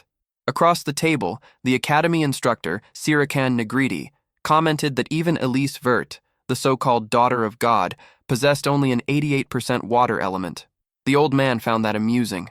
The one everyone believed to be born with untouchable talent had been surpassed by her own brother. The man speaking was none other than the academy's chancellor, Kundal Quizzle. Still, Sirikan raised a concern. His element was darkness. The chancellor reminded her that such an affinity was rare and dangerous. Many who bore it never managed to control or awaken it, letting their gift rot away. Yet he added that Sheen had been granted a royal dormitory. Sirakan confirmed she'd already heard about it from other instructors, and the chancellor explained it had come directly from the emperor. Apparently, the boy had saved Princess Erin on the demon beast front lines. Rumor had it the emperor was even considering marriage between the two. The 5th princess, long excluded from succession, and the Verde family, famed for producing exceptional warriors. When asked what such an alliance might bring, Sirikan predicted it would stir unrest within the empire, perhaps even more bloodshed. The chancellor merely replied that for now, they could only watch and see whether the boy would rise as a hero or descend into catastrophe. Walking down the corridor, Shien mulled over the number, 92%. In his previous life, it had been only 80. Maybe it was the result of drinking all that demon beast blood. His thoughts broke when he noticed someone ahead, Krantz. Krantz froze at the sight of him, muttering that Shien looked strange. Behind him stood a stocky boy who smirked and asked if this was the kid who'd been bossing Krantz around. The same boy sneered, mocking that Sheen didn't even know who his mother was. Sheen recognized him instantly. Popper Penneron, son of Marcus, one of Krantz's old lackeys who'd helped torment him in his past life. Seeing the two together again was almost satisfying. Popper shoved Krantz aside, saying the kid needed to be crushed. Krantz panicked, begging him not to, but before he could finish, a fist slammed into his face, sending him crashing against the wall. While Krantz groaned, Sheen crouched beside him, asking if he wanted to talk about a few things. Hesitant and trembling, Krantz agreed. Sweat poured down his face as Sheen rested a hand on his shoulder. In a calm voice, he warned that he didn't mind plans being made, but if he found out about one more scheme, Krantz wouldn't graduate with all 4 limbs intact. Krantz collapsed to the ground, defeated, while Shien turned away, muttering that this academy was going to be entertaining. Elsewhere, in one of the restricted archives, Sarika was deep in thought about him. She admitted to herself she'd have to keep a close eye on that boy. Walking over to a shelf, she reached for a certain book, only to find it missing. Behind her, a voice asked if she was looking for something. She turned sharply, startled, only to see Shien holding the very book. Composing herself, she smiled, adopting a friendly tone as she asked what a student was doing there. This was a restricted area. What puzzled her most was that she hadn't sensed his presence at all. She stepped closer, confirming that he must be the boy named Shien, and politely requested he return the book. It was research material. He agreed and extended his hand, but instead of the book, she noticed he passed her a single sheet of paper. Before she could question it, Shien's expression shifted. He felt something, a heavy, foreign aura approaching fast. A book suddenly lifted itself from the shelf, and Shien noted it was the very volume Sarika had been searching for. Instructor Sarika, the hidden head of the Miss Assassins, stood there, and she wanted to know how he'd discovered her secret. In his past life, he had treated her as just another teacher. She had checked on his progress, held counseling sessions, and praised his growth potential while he shrugged it off as empty praise. But then she revealed interest in him, intrigued by his high darkness affinity, 84% back then. He'd said dark elements often lay dormant, but she argued humanity simply didn't understand darkness yet. She'd called his potential limitless, and that stirred something in him. He'd hoped she might guide him. He'd been fooled. The woman behind the glasses was no gentle instructor. She ran the Assassin's Network, hiding inside the academy where the continent's nobles gathered. Now she suggested they continue the talk in her lab. Shien froze. She seemed calmer than expected. The lab looked the same, until he nearly sipped coffee and realized she'd laced it with a toxin. That explained her composure. Something meant to melt organs, she admitted coolly. Shien scoffed inwardly. After surviving Emily's cooking, nothing could poison him. He asked for something stronger next time. She said it was time for serious talk. She wanted to know how he learned her true role, that he knew where secret commands hid in the unread books. Did he plan to confess that he was part of the mist before she exposed him? Sheen refused to prove anything. She accused him of getting cocky because of his affinity, and he replied that nobles were dropping dead. Surely a purge would start soon. She smiled thinly and feigned ignorance, then activated her aura as if to intimidate. Sheen clarified. He meant the murders. Sarika spat venom, warned he'd regret his tone, then lost it, kicking the table and throwing reagents at him. Karam flinched. Sarika was brutal. In an instant, she was behind him with a dagger drawn, claiming that as assassin leader she could not ignore a mist member. She slashed. Sheen dodged.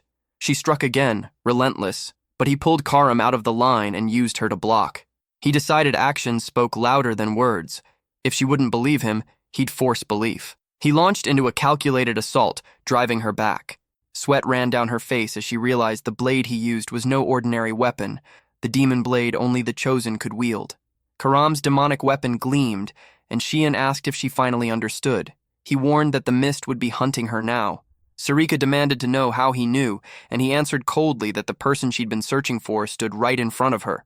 Elsewhere, in a ruined street, an isolated house clicked open as someone used magic to unseal a padlock. Sarika and Sheen stood together, and he remarked that she didn't seem too impressed that the mist's hideout was hidden right here. The tunnel ahead led directly to the altar he sought, so he told her he'd go alone.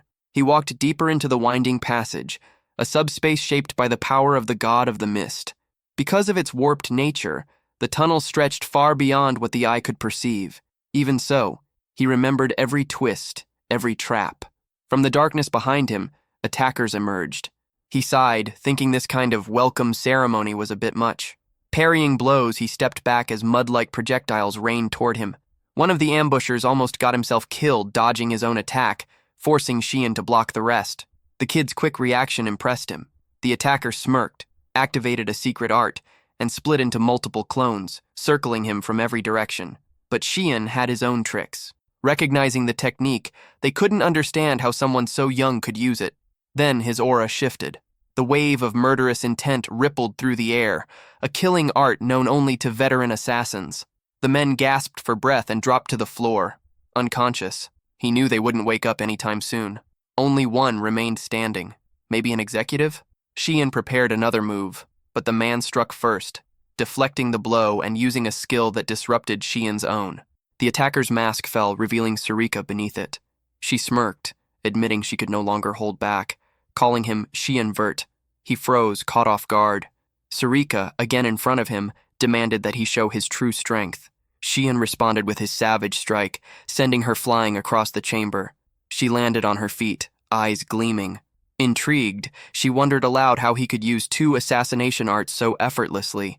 She wanted to see more, her excitement rising while the others ran for their lives. Sheen knew that look. Combat lust. Once overtaken by it, she wouldn't stop until one of them was dead. He should have fled, but instead, she pressed forward, urging him to continue, insisting it was what he wanted too. She lunged again. He parried. She reminded him that no one would notice anything here. It was a sealed subspace. He didn't need to hold back. Realizing escape was impossible, Sheen prepared to go all in, even if it meant killing her. Then pain shot through his body. Something struck his neck. He collapsed to the ground, dazed. Karam appeared beside him, saying she knew it would end like this and told him to rest. Sarika demanded to know who she was. Karam stepped out of the mist, stating she hadn't planned to interfere, but Sarika should already know. Sarika bowed slightly, recognizing the demonic blade herself, Karam. Karam's tone sharpened with anger as she asked how Sarika dared attack her master. Sarika replied that the whole ordeal had been a test, to confirm his identity. Karam snapped back that she could have just contacted God instead of staging this mess. If Sarika wanted to handle things this way, then Karam decided to treat it as a challenge. Sarika, however, reminded her to worry about the heir first. Karam froze the moment she looked down and saw the boy unconscious and bleeding on the ground. Sarika explained that Karam's materialization was unstable. She was draining every bit of Sheen's life energy just by staying manifested. Karam grabbed him by the collar, furious that someone who had consumed so much blood could still be this weak. Sarika calmly added that, as the leader of the mist, she would never refuse a proper battle. If Karam wanted to challenge her, then she had no choice but to accept. Karam frowned, muttering that the woman was definitely not normal. Xian stirred slightly and asked why Karam had even manifested. She brushed him off, saying she'd crush the reckless girl quickly. Sarika's excitement only grew. She said it would be an honor to fight someone like Karam. The Blade Spirit warned her not to beg for mercy later, and Sarika simply smiled, claiming she looked forward to it. Before either could make the first move, a voice echoed through the corridor, firm and commanding. It told them both to stop. Everyone froze when they recognized it. The voice of Lord Air. A portal opened in front of them, swirling with black mist, and the command came again. The heir must be sent to the altar immediately. Sarika obeyed without hesitation. Xian, regaining his focus, felt a surge of anticipation. At last, he would meet the one called the God of Darkness, Air himself. Many across the world called the God of the Mist a vile being, one who killed as casually as others ate, masking his atrocities as divine justice. Yet, in his mind, those deaths were acts of righteousness. By dying, the wicked were purified. To most, his reasoning was madness, the logic of a lunatic pretending to protect the powerless. Xian stepped through the portal and emerged before a massive staircase leading to a shadowed throne. From above, a voice asked if he knew who stood before him. Xian answered that it was obvious. Air, the god of the black mist. The being regarded him in silence, then asked if he was Xian Vert, and what right he had to call himself the heir. Xian countered with a question of his own, asking if the god couldn't already sense the mist's power within him. Air explained there were two paths to becoming an heir. Either the mist stone was granted directly by him, or the stone itself chose its successor. Since he had never met Xian, it must have been the latter. The stone had vanished from the altar a year ago. What puzzled him was that Xian had not only awakened its power, but controlled it with unnatural skill for someone his age. Even his eyes looked too old for his body. That meant only one thing. Xian came from a timeline beyond his understanding. Xian found that curious, saying he had assumed the god knew everything. Air replied that if he sought an omnipotent being, he had come to the wrong place. He had long been stripped of his divine status. Xian had suspected as much.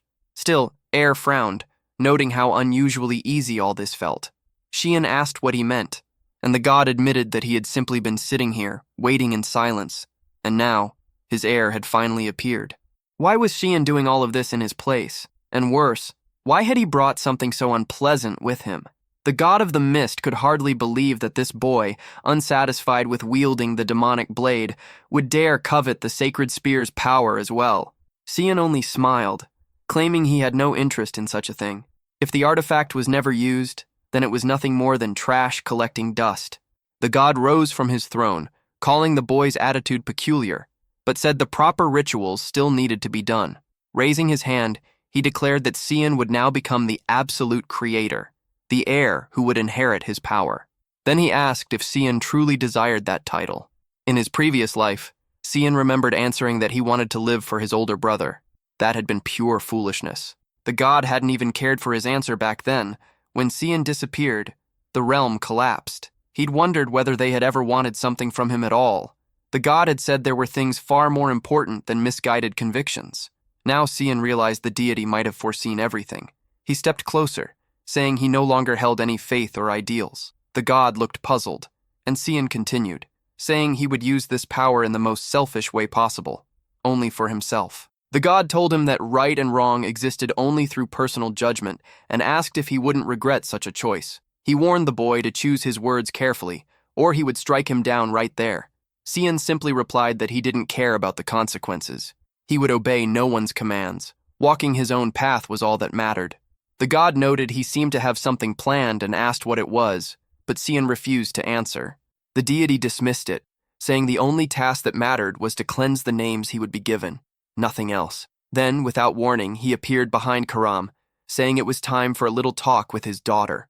He tugged at her cheeks, teasing that she'd changed, that she had grown quite fond of her master. He tried to shower her with affection, laughing while Karam struggled to push him away. Furious, he continued trying to smother her with his so-called fatherly love while she called out desperately for Xian, who stood there pretending not to see a thing. The god leaned closer, ready to kiss her cheek, when suddenly a glowing pentagram flared between them. The air rippled with energy, magic circles spinning in rapid succession. Karam stumbled back, confused, asking what was happening as her form began to solidify. She looked at her hands, real hands, and felt her body pulsing with warmth. For the first time, she could feel weight, breath, and movement. Cian's eyes widened. He hadn't spent a single drop of mana. Karam demanded to know what he had done.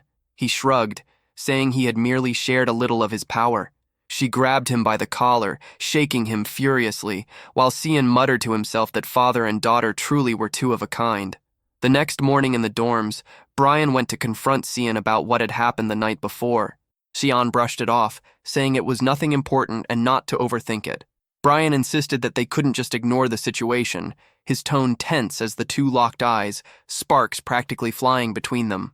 Meanwhile, Karam was fuming, demanding to know why Sarika had shown up at the young master's room so early in the day. At this rate, she said, people would start spreading rumors about some forbidden relationship between instructor and student. Sarika, unfazed, claimed she only came to deliver a book to a particularly troublesome student. Karam snapped back that, as a leader, she should act more appropriately. Sarika retorted, asking why the spirit was so obsessed with meddling in things that weren't her concern. Cian stood there silently, caught in the middle, deciding it was best to walk away before he got dragged into their argument. As the two women continued their verbal war, Brian stood frozen, sweating and unsure what to do. Outside, the academy city was alive with noise and movement. Cian sat perched on a stone pillar, quietly observing the crowd below.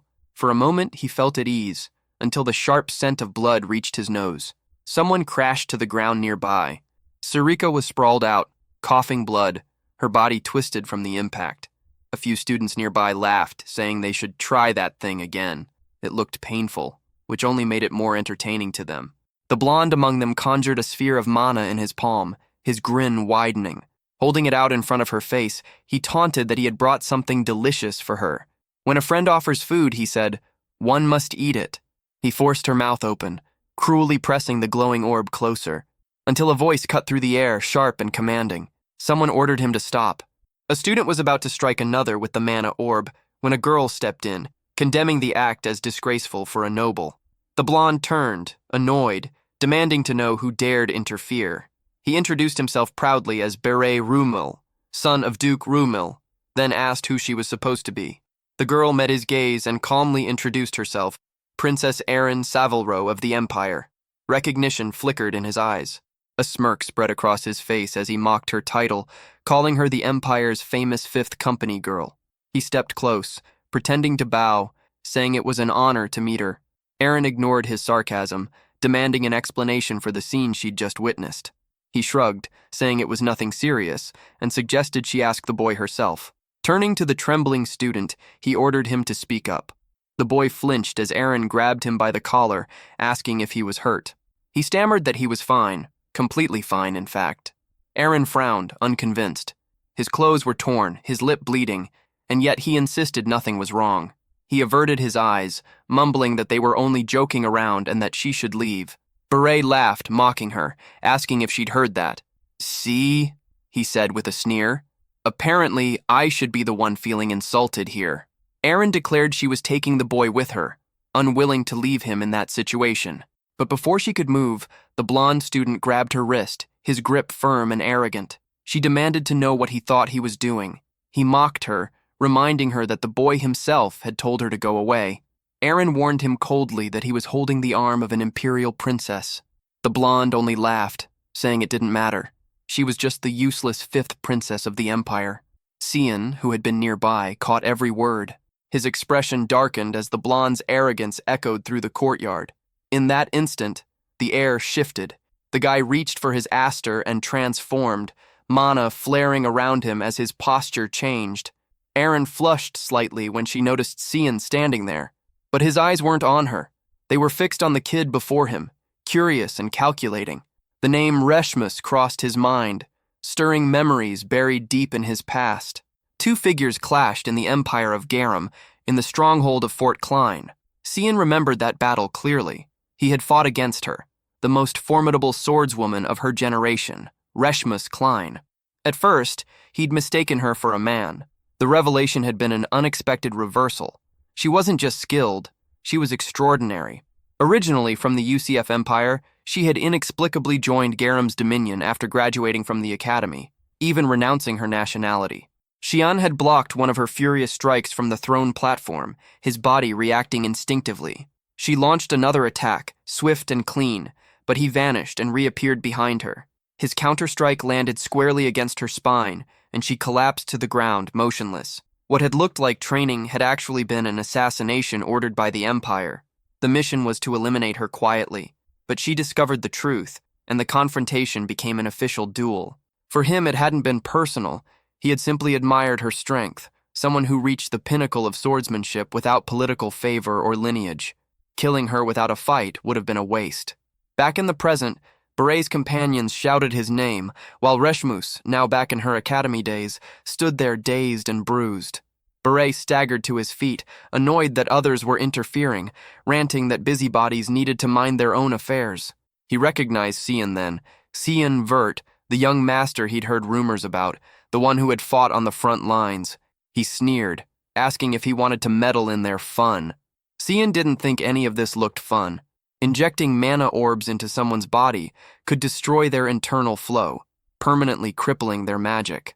He asked if their game involved forcing mana orbs into people's mouths. A dark grin crossed his face as he summoned a massive orb of black energy, saying he'd join in too. Beret broke into a sweat as the sphere grew larger above Xian's hand. The boy asked mockingly why his mouth wasn't open yet, then casually lowered the enormous orb as if ready to shove it down the blonde's throat. Later, in the dorms, Reshmus lay beaten and bruised on the bed. Marin, sitting beside her, said they had already treated her wounds. She just needed to rest for a while. Reshmus thanked them quietly, saying she could never repay what they'd done for her. Erin, for some reason, felt a surge of pride, smiling as she said that their dear Xian had handled everything, so there was no need to worry anymore. Xian's gaze lingered on Reshmus, noticing the extent of her bruises. It was remarkable that she hadn't fainted despite so many fractures. She truly lived up to the title of the strongest swordsman. Then, out of nowhere, Reshmus asked if he knew her. She hesitated, cheeks slightly red, admitting that she had noticed him looking her way more than once. Kian explained that he had mistaken her for someone else and told her to forget about it, apologizing if he had made her uncomfortable. Erin stood to the side, listening carefully, her eyes darting between them. Reshmus brushed it off, saying it was fine, though a hint of embarrassment colored her voice. Suddenly, Erin asked where Reshmus was staying, and what she would do if those same bullies came after her again. Reshmus replied that she lived in the common dorms. Erin tilted her head and asked if she had any noble background. Reshmus said no, she'd only been accepted through special admission, thanks to instructor Veltane's recommendation.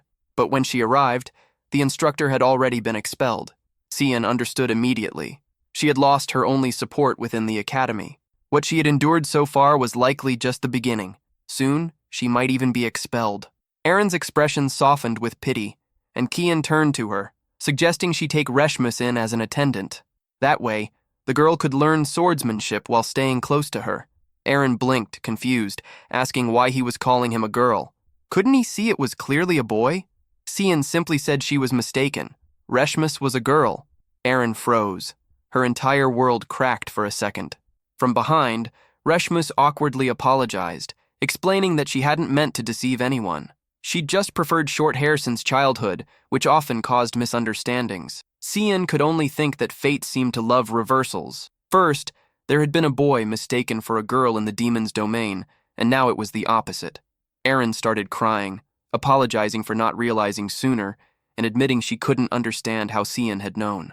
Reshmus smiled faintly, saying it was all right, that she wasn't offended. Erin then asked what she thought about Kian's idea. To her, it sounded perfect. If Reshmus became her attendant, she wouldn't have to fear harassment anymore. She could focus on her studies and live comfortably. Reshmus asked what she could possibly offer in return. Erin confessed that she'd been feeling lonely and needed someone by her side. Grateful, Reshmus bowed slightly and promised to serve as her attendant from now on, never bringing her shame. Erin turned around, ready to thank Xian for the idea, but he was already gone. He'd slipped away quietly, knowing the two could handle things from there. As he walked through the corridor, he finally understood why Reshmus had left the UCF Empire. She likely wouldn't have lost control of her mana if not for that idiot Beret. Now, the one who had already been the most powerful swordsman on the continent would have her mana fully restored. She would likely become someone even he would struggle to defeat. But that didn't matter.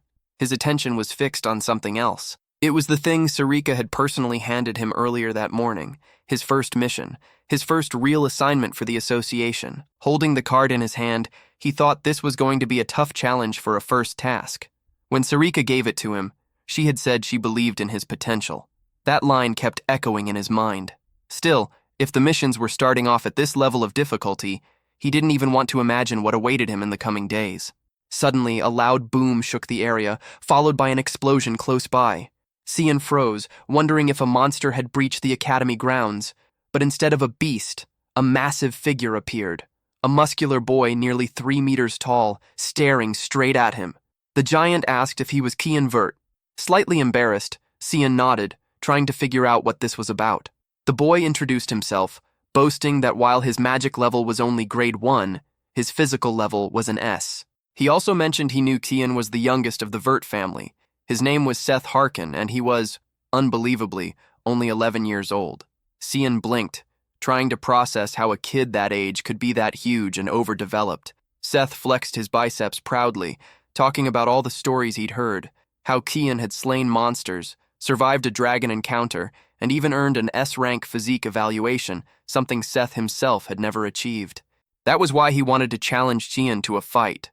It was then that Cian noticed a mark on Seth's chest, an insignia he recognized immediately.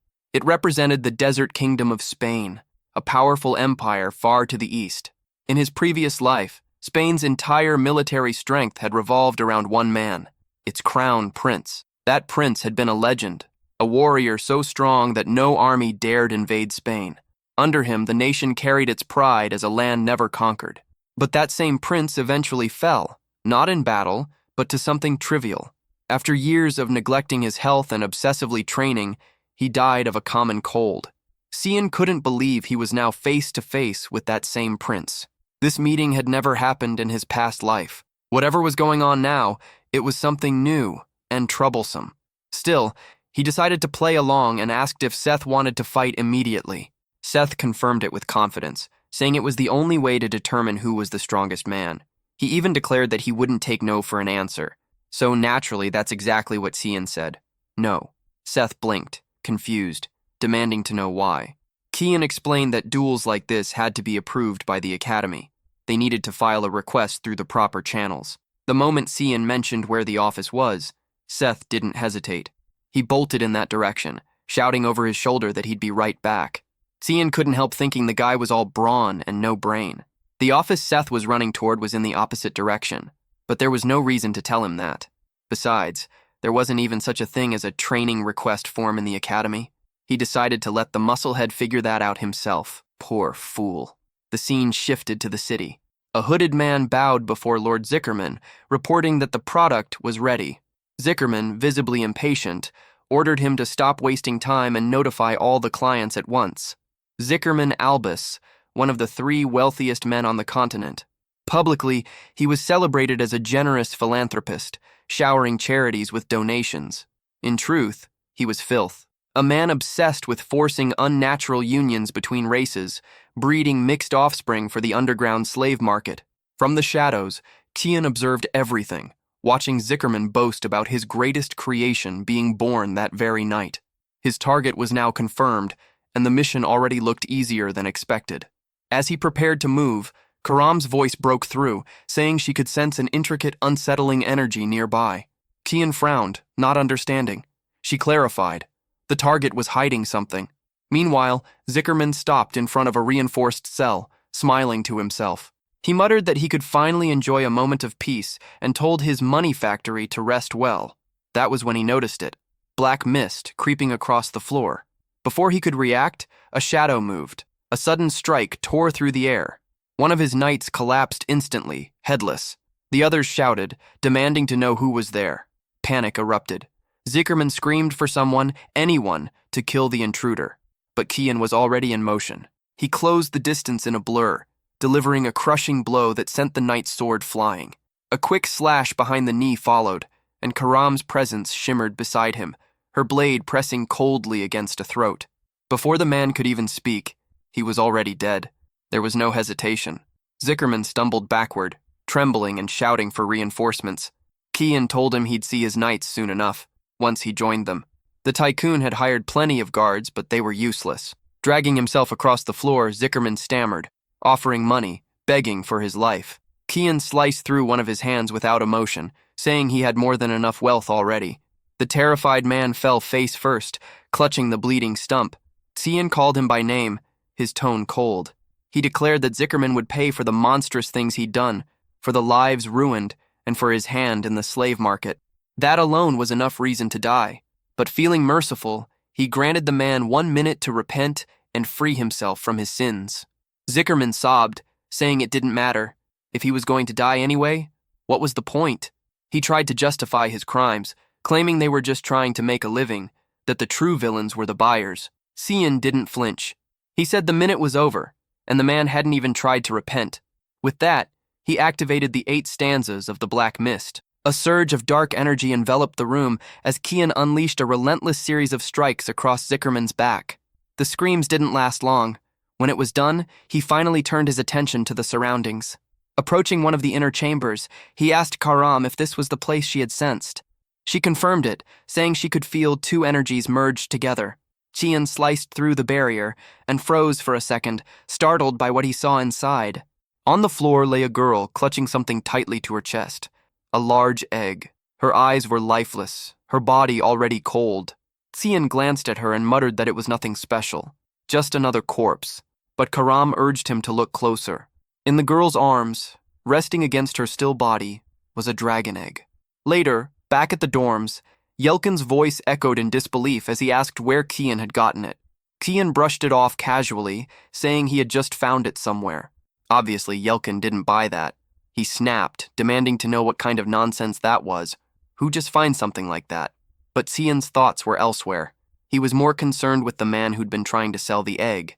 Why would anyone try to sell something so dangerous? And who was supposed to buy it? Where was it meant to be delivered? Yelkin then asked what they would do if the egg suddenly hatched, and turned out to be something deadly. Kian assured him there was no need to panic. A dragon egg was pure energy condensed into form. It needed very specific magical conditions to awaken.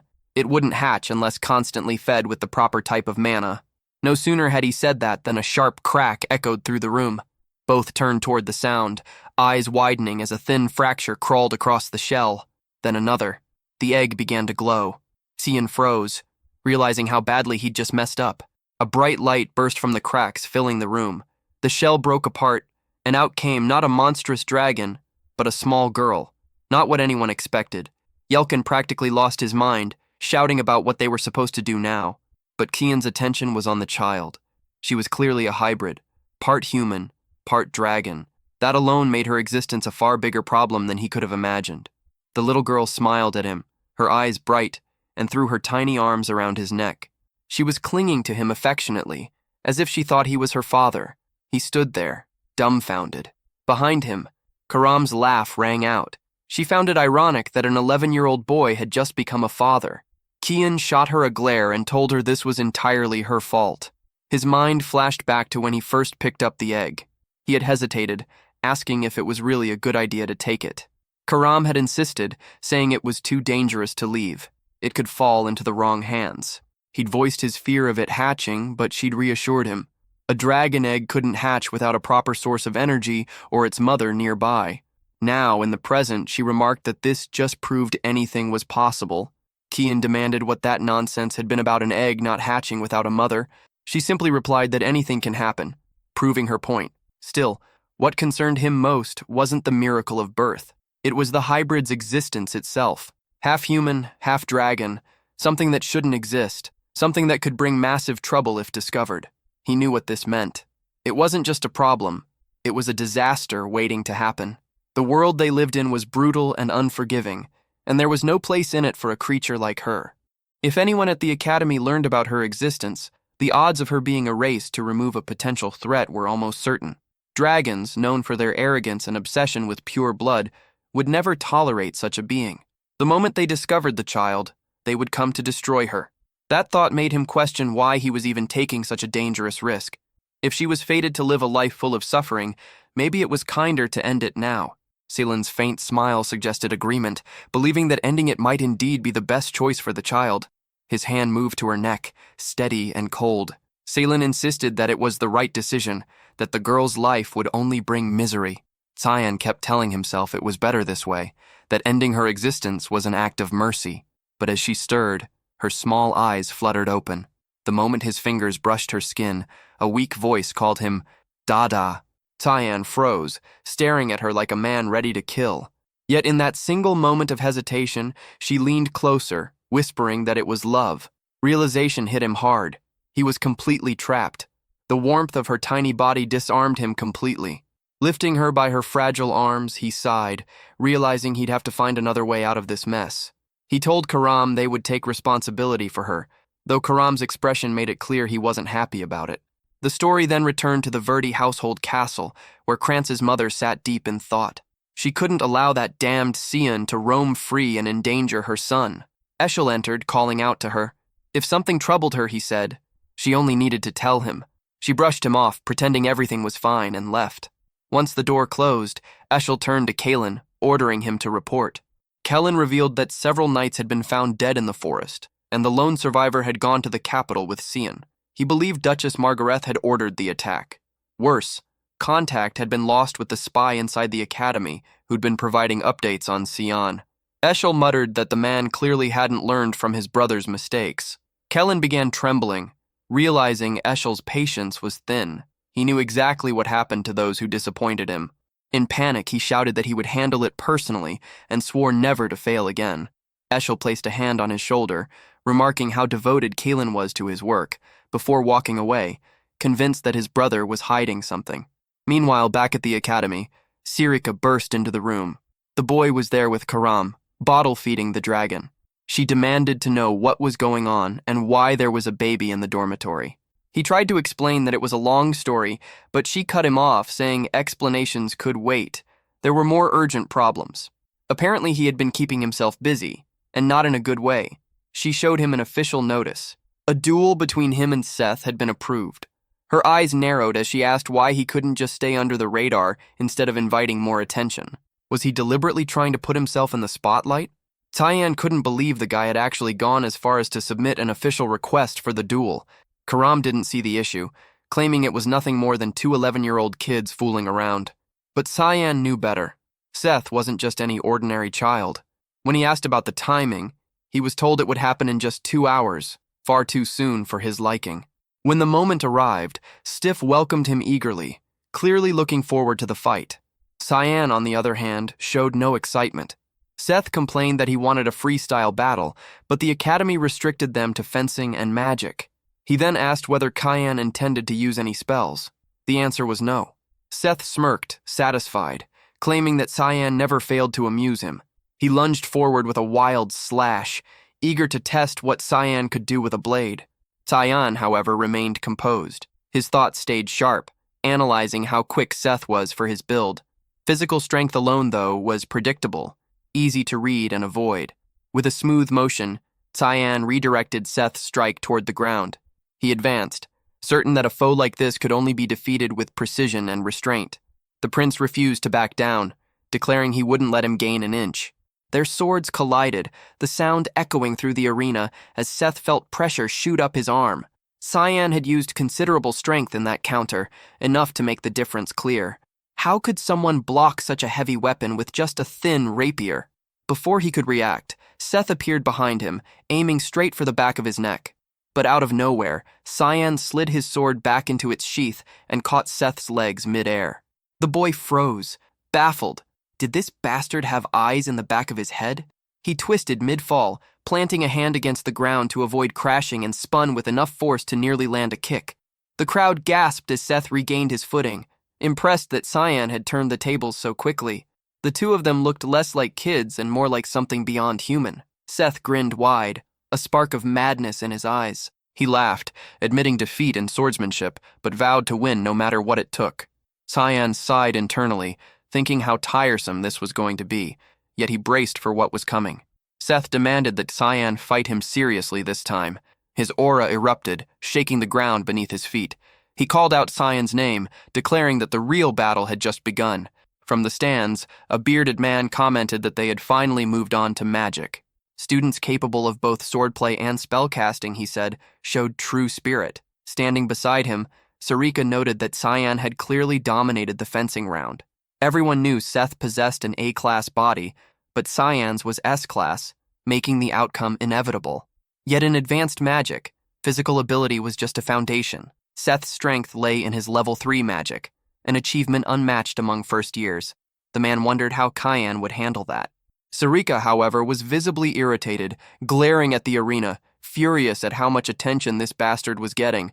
Out of nowhere, a hand burst from the ground, Seth's desperate grip clawing upward.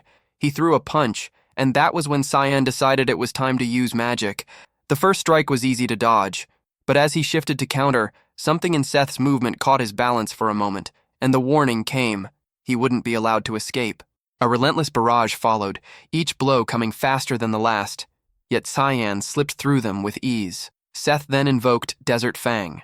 The ground erupted into a wave of sand, swallowing the arena until Cyan stood surrounded. He could tell Seth had at least 3-star magic. The attack was textbook, Gera's signature style, but when the sand settled, Cyan stood unharmed amid the dust. From that alone, he understood that Seth was capable of level 4 spells. The real issue wasn't whether he could win, but how to do it without drawing too much attention. Seth barked out a challenge, demanding to know how long Cyan planned to keep dodging. Cyan, unimpressed, wondered if Seth genuinely expected him to stand still and take a hit. Frustration boiled over. Seth shouted that a true warrior never runs from fate. Cyan's only thought was that, as far as he knew, they were both still students. That only pushed Seth further into rage as he unleashed a full sandstorm. From the stands, the old instructor watched intently while Sarika's face turned pale. She knew that was level 4 magic and couldn't understand why he'd resorted to it. Seth hurled another blast, eager to see if Cyan could dodge this one. Instead, Cyan stood his ground, deciding he'd take it head-on. Away from the chaos, Yelkin picked up the baby's bottle. He muttered that it was lucky he had experience raising children. After all, looking after his younger siblings had been brutal, but who would have thought that training would come in handy now? He called for the little princess, saying it was time to eat. Then he froze. The girl had already grown, noticeably so. Back in the arena, the sandstorm raged within a massive blue dome, designed to keep bystanders safe. But the shield was fracturing. Cracks snaked across it as the force inside built beyond its limit. Oscar, the mage maintaining the barrier, was speechless. No student should be capable of causing this. Sarika urgently told the Chancellor to end the match, but he refused, saying something was about to happen.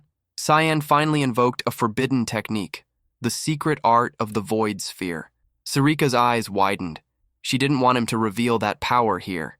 The storm began to fold in on itself, the howling winds devoured by a growing sphere of darkness. The professor laughed quietly, impressed by the sheer control the boy displayed. Sarika, on the other hand, was ready to strangle him for allowing this spectacle to continue. Seth's attack vanished into the void, every grain of sand pulled in until nothing remained. The orb swelled larger and darker, humming with pressure. Then Cyan clenched his fist, and it all stopped. Seth froze, completely lost. The audience stared in confusion, whispering about where all that energy had gone, or what that black sphere even was. No one had an answer. Cyan turned his eyes toward Seth, asking if he still intended to continue. The boy was drained, every ounce of energy gone. He dropped to his knees, muttering that he couldn't believe he had lost. Defeated in fencing, defeated in magic. There was nothing left to say. In that moment, he was nothing but despair. Cyan couldn't help but feel a twinge of guilt for breaking the guy's spirit so thoroughly. But then Seth slammed his fist into the ground and muttered that it was fine. He had grown tired of beating weaklings anyway. This loss somehow reignited his drive to train harder. He stood, extended his hand, saying he looked forward to their next training session, and that Cyan would have no choice but to accept the challenge next time. Cyan's response was simple, not interested. The scene shifted. Cyan was now explaining how dragons matured far faster than other beings, but the rate was absurd. Overnight, the child had seemingly turned 6. The girl ran up to greet her father, cheerful as ever. At this pace, Cyan realized, she'd soon reach his own age.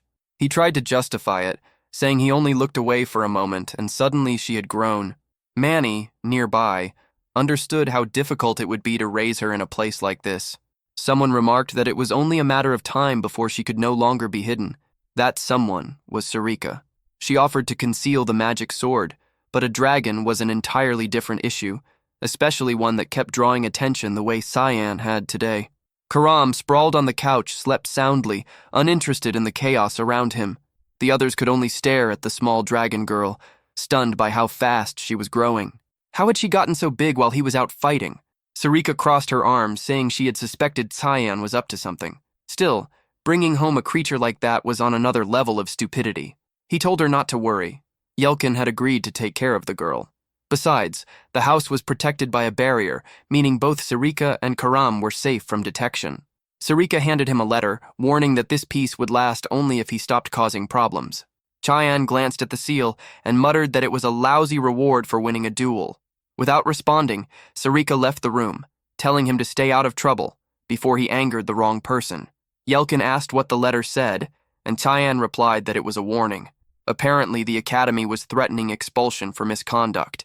The little dragon girl panicked, saying that if her father were expelled, they'd all end up living on the streets. Cyan stared at her, baffled at how she had learned to talk like that so quickly. He patted her head and told her not to worry for now. Yelkin cautioned that returning home under these circumstances would be dangerous, but Cyan brushed it off, claiming it was just a minor competition. He'd already noticed something unusual.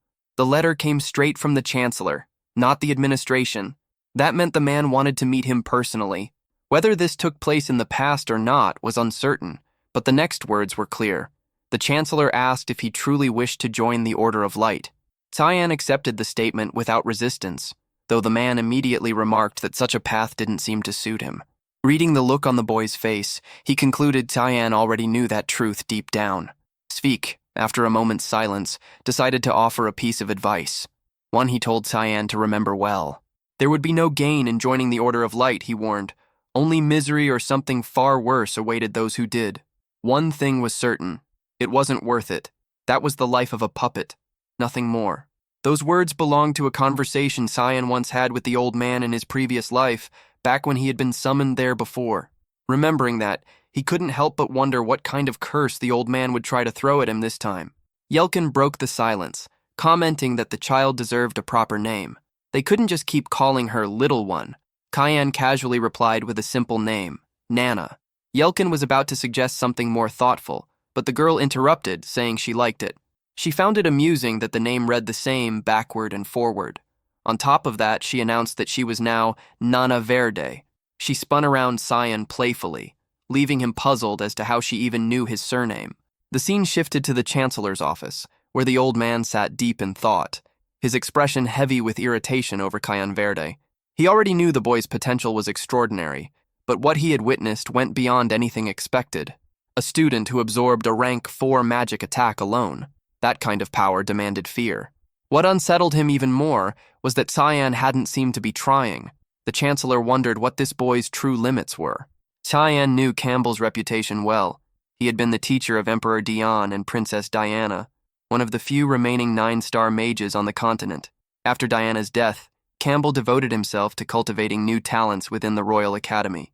But what baffled Cyan was how someone like him, a man he remembered as a pacifist, ended up tangled in the Empire's political chaos in his previous life. He stopped, thinking it through, and came to the same conclusion as before. Campbell was still as manipulative as ever. Knocking lightly against the wall, Cyan felt the faint vibration of a barrier. Not just any barrier, but one crafted at the 9-star level. The old man had set it up intentionally, expecting Cyan's arrival. Clearly, he wanted to test him, and Cyan was more than willing to meet that challenge. Campbell, watching from his desk, smiled faintly, intrigued to see how the boy would react. Cyan muttered under his breath, accepting the situation, then suddenly leapt through the window. Glass shattered as he landed firmly in front of the Chancellor, introducing himself as Cyan Verde, a first-year student. The old man chuckled, realizing the boy had chosen the most direct, predictable route, but he had to admit, it worked. He then asked if Cyan had received the formal warning about the duel. Cyan confirmed he had, but explained that the presence of the barrier had already made things clear. That so-called warning was nothing but a pretext to test him. Campbell nodded, admitting that was true. His method was standard, yet undeniably effective. Still, he wasn't going to withdraw the warning unless Cyan proved himself worthy. Cyan straightened his posture and asked calmly if he could pose a question. Cheyenne asked the man whether he valued the empire's prosperity more than his own family's honor. The old man stared at him in silence before responding that it was a daring question, but neither matter was any of Cheyenne's business. Cheyenne pressed further, asking what would happen if Emperor Dion and the third princess both showed ambition for the throne. Would the man remain neutral, doing nothing while they fought? The chancellor called such words not only bold, but dangerously reckless. As he listened, Cheyenne's mind drifted back to his previous life. This was the same man who had once told him he'd live as a puppet, and now he was no different. Back then, the chancellor had played a decisive role in helping Prince Lionel seize the throne, a prince notorious for his brutality and for slaughtering all his siblings. When the chancellor dared to question those murders, he was branded a traitor and thrown into prison. Cheyenne slammed his hand against the table, demanding to know why things turned out that way. The old man countered by asking if Cheyenne truly believed that the peace built over the last century could collapse so easily. He had thought the boy was bright, but now he saw nothing but ignorance. Ignoring the jab, Cheyenne listed the facts. The emperor's daughter and the second princess had already died from illness. The third and fourth princes were growing stronger and more influential. Empress Cassandra's faction was openly grasping for power and wouldn't stop until they controlled the empire. The so-called peace that held the land together was fragile, ready to shatter at any moment. And when that happened, even the academy would fall with it. The chancellor stared, astonished that an 11-year-old could outline the political state of the empire so clearly. He asked what Cheyenne's purpose was in saying all this. Cheyenne explained that he wanted to propose a deal, one that would bring peace to the chancellor's family and stability to the academy. All he wanted in return was for the warning against him to be revoked. The old man laughed, making Cheyenne feel mocked. But Cheyenne responded by summoning a magic circle. The chancellor raised a finger toward the ground, saying he'd crush Cheyenne's arrogance along with him. Chains of judgment erupted from the floor, wrapping around Cheyenne and dragging him upward. Cheyenne immediately realized it was another test. The chancellor remarked that while the boy was powerful, escaping that level of magic was nearly impossible. He accused him of overestimating himself. But Cheyenne simply asked for permission to demonstrate what he could truly do. That statement caught the old man off guard. A strange hum filled the room as Cheyenne invoked a modified form of the void sphere. The chains began to dissolve, swallowed piece by piece into a growing sphere of darkness. The chancellor's eyes widened in disbelief. A first-level technique was devouring his magic. The energy kept being absorbed until the entire attack dissipated, vanishing along with the chains. Cheyenne turned back toward him and asked if that was proof enough. The chancellor, finally convinced, agreed to lift the warning, though he added that he doubted that was all Cheyenne wanted. Cheyenne replied that it was. His only concern was ensuring that no more trouble would fall on the academy. The old man asked if he was certain, and Cheyenne confirmed it without hesitation. The truth was that Cheyenne had no desire to watch the academy fall apart a second time. Elsewhere, under the fading light of sunset, the city buzzed with calm. Yelkin walked through the streets, proudly carrying a bag full of sweets, typical when there was a child at home. The thought of Mana devouring them made him smile, but suddenly, a cold shiver ran down his spine. The street had gone unnaturally silent. He tried to brush it off as imagination and continued walking, scanning his surroundings. Something moved in the shadows. He felt the presence before he saw it and demanded that it show itself. From the darkness, a figure emerged. Startled, Yelkin dropped the sweets. Mana expected him to react, but he simply vanished. Back at the academy, Cheyenne was keeping the promise he made to the chancellor, to attend every class after their meeting. Yet, at that moment, he was exhausted and restless. Sitting through lessons about topics he'd mastered more than 30 years ago was nothing short of torture. With no missions assigned to him, he considered sneaking away for some training instead. Before he could leave, a voice stopped him. Erin appeared behind him, questioning where he thought he was going. When he claimed he was just heading to the bathroom, she quickly called his bluff, pointing out that he was walking in the completely opposite direction. Behind her stood a boy named Resimus, addressing her as Lady Erin. Cheyenne asked if she truly allowed someone to call her by her given name so casually. She told him to stop deflecting, but admitted that it was fine, though only in private. Then she questioned why Cheyenne still spoke to her so formally. He explained that, as royalty, she was above him, and as a simple citizen of the empire, he couldn't treat her informally. Before the conversation could continue, another voice called out to Erin. She froze immediately. Cyan turned toward the stairs and saw two figures descending, Fabian and Nerobian, both from House Nafalo. They greeted her coldly, asking why she was mingling with commoners and whether those people were her servants. Cyan recognized them, nobles who took every chance to belittle the princess. Then they turned their attention to him, asking if he was the boy named Sanvert. Cyan replied with measured composure, saying it was an honor to meet them and introducing himself as Cyan of House Verdi. The brothers waved off the introduction, saying they already knew who he was. They had seen his duel and found it remarkable. They mentioned that he would surely receive an invitation to the next social gathering, adding that they should talk more and not remain strangers. Cyan noticed how they completely ignored Erin, as if she weren't even there. One of them clapped him on the shoulder, saying that opportunities like this didn't come often. Erin stood motionless, her expression tight, until Nerobian placed a hand on her shoulder and remarked that someone like her shouldn't get any wild ideas, that a princess should remember her place. After they left, Resimus asked quietly if those men were truly princes. Erin confirmed it, adding that, as the saying went, blood was thicker than water. But Cyan shook his head, saying he didn't think that phrase applied to what had just happened. To those men, she was worth less than a stranger. Blood or water, it didn't matter. When power entered the equation, family ties meant nothing. That was the truth she needed to accept. Their coldness toward her wasn't without reason. It came from fear, or at least unease. Cyan told her not to let it shake her, though the girl's face was already burning red. He walked off, leaving her standing there, flustered from his words. Back at home, Nana was turning the bed into chaos, sheets tangled everywhere. Cyan found it strange that neither Karam nor Yelkin was around. A moment later, Karam appeared, pointing out that the little girl was supposed to be sleeping. Then, with an unimpressed tone, she asked what he wanted from her. Cyan told her to find Yelkin. Karam frowned, asking if he took her for some kind of dog to go sniffing people out. Yet mid-grumble, she froze and raised her head slightly. She caught a scent. Blood. In a nearby alley, Yelkin was already on the ground.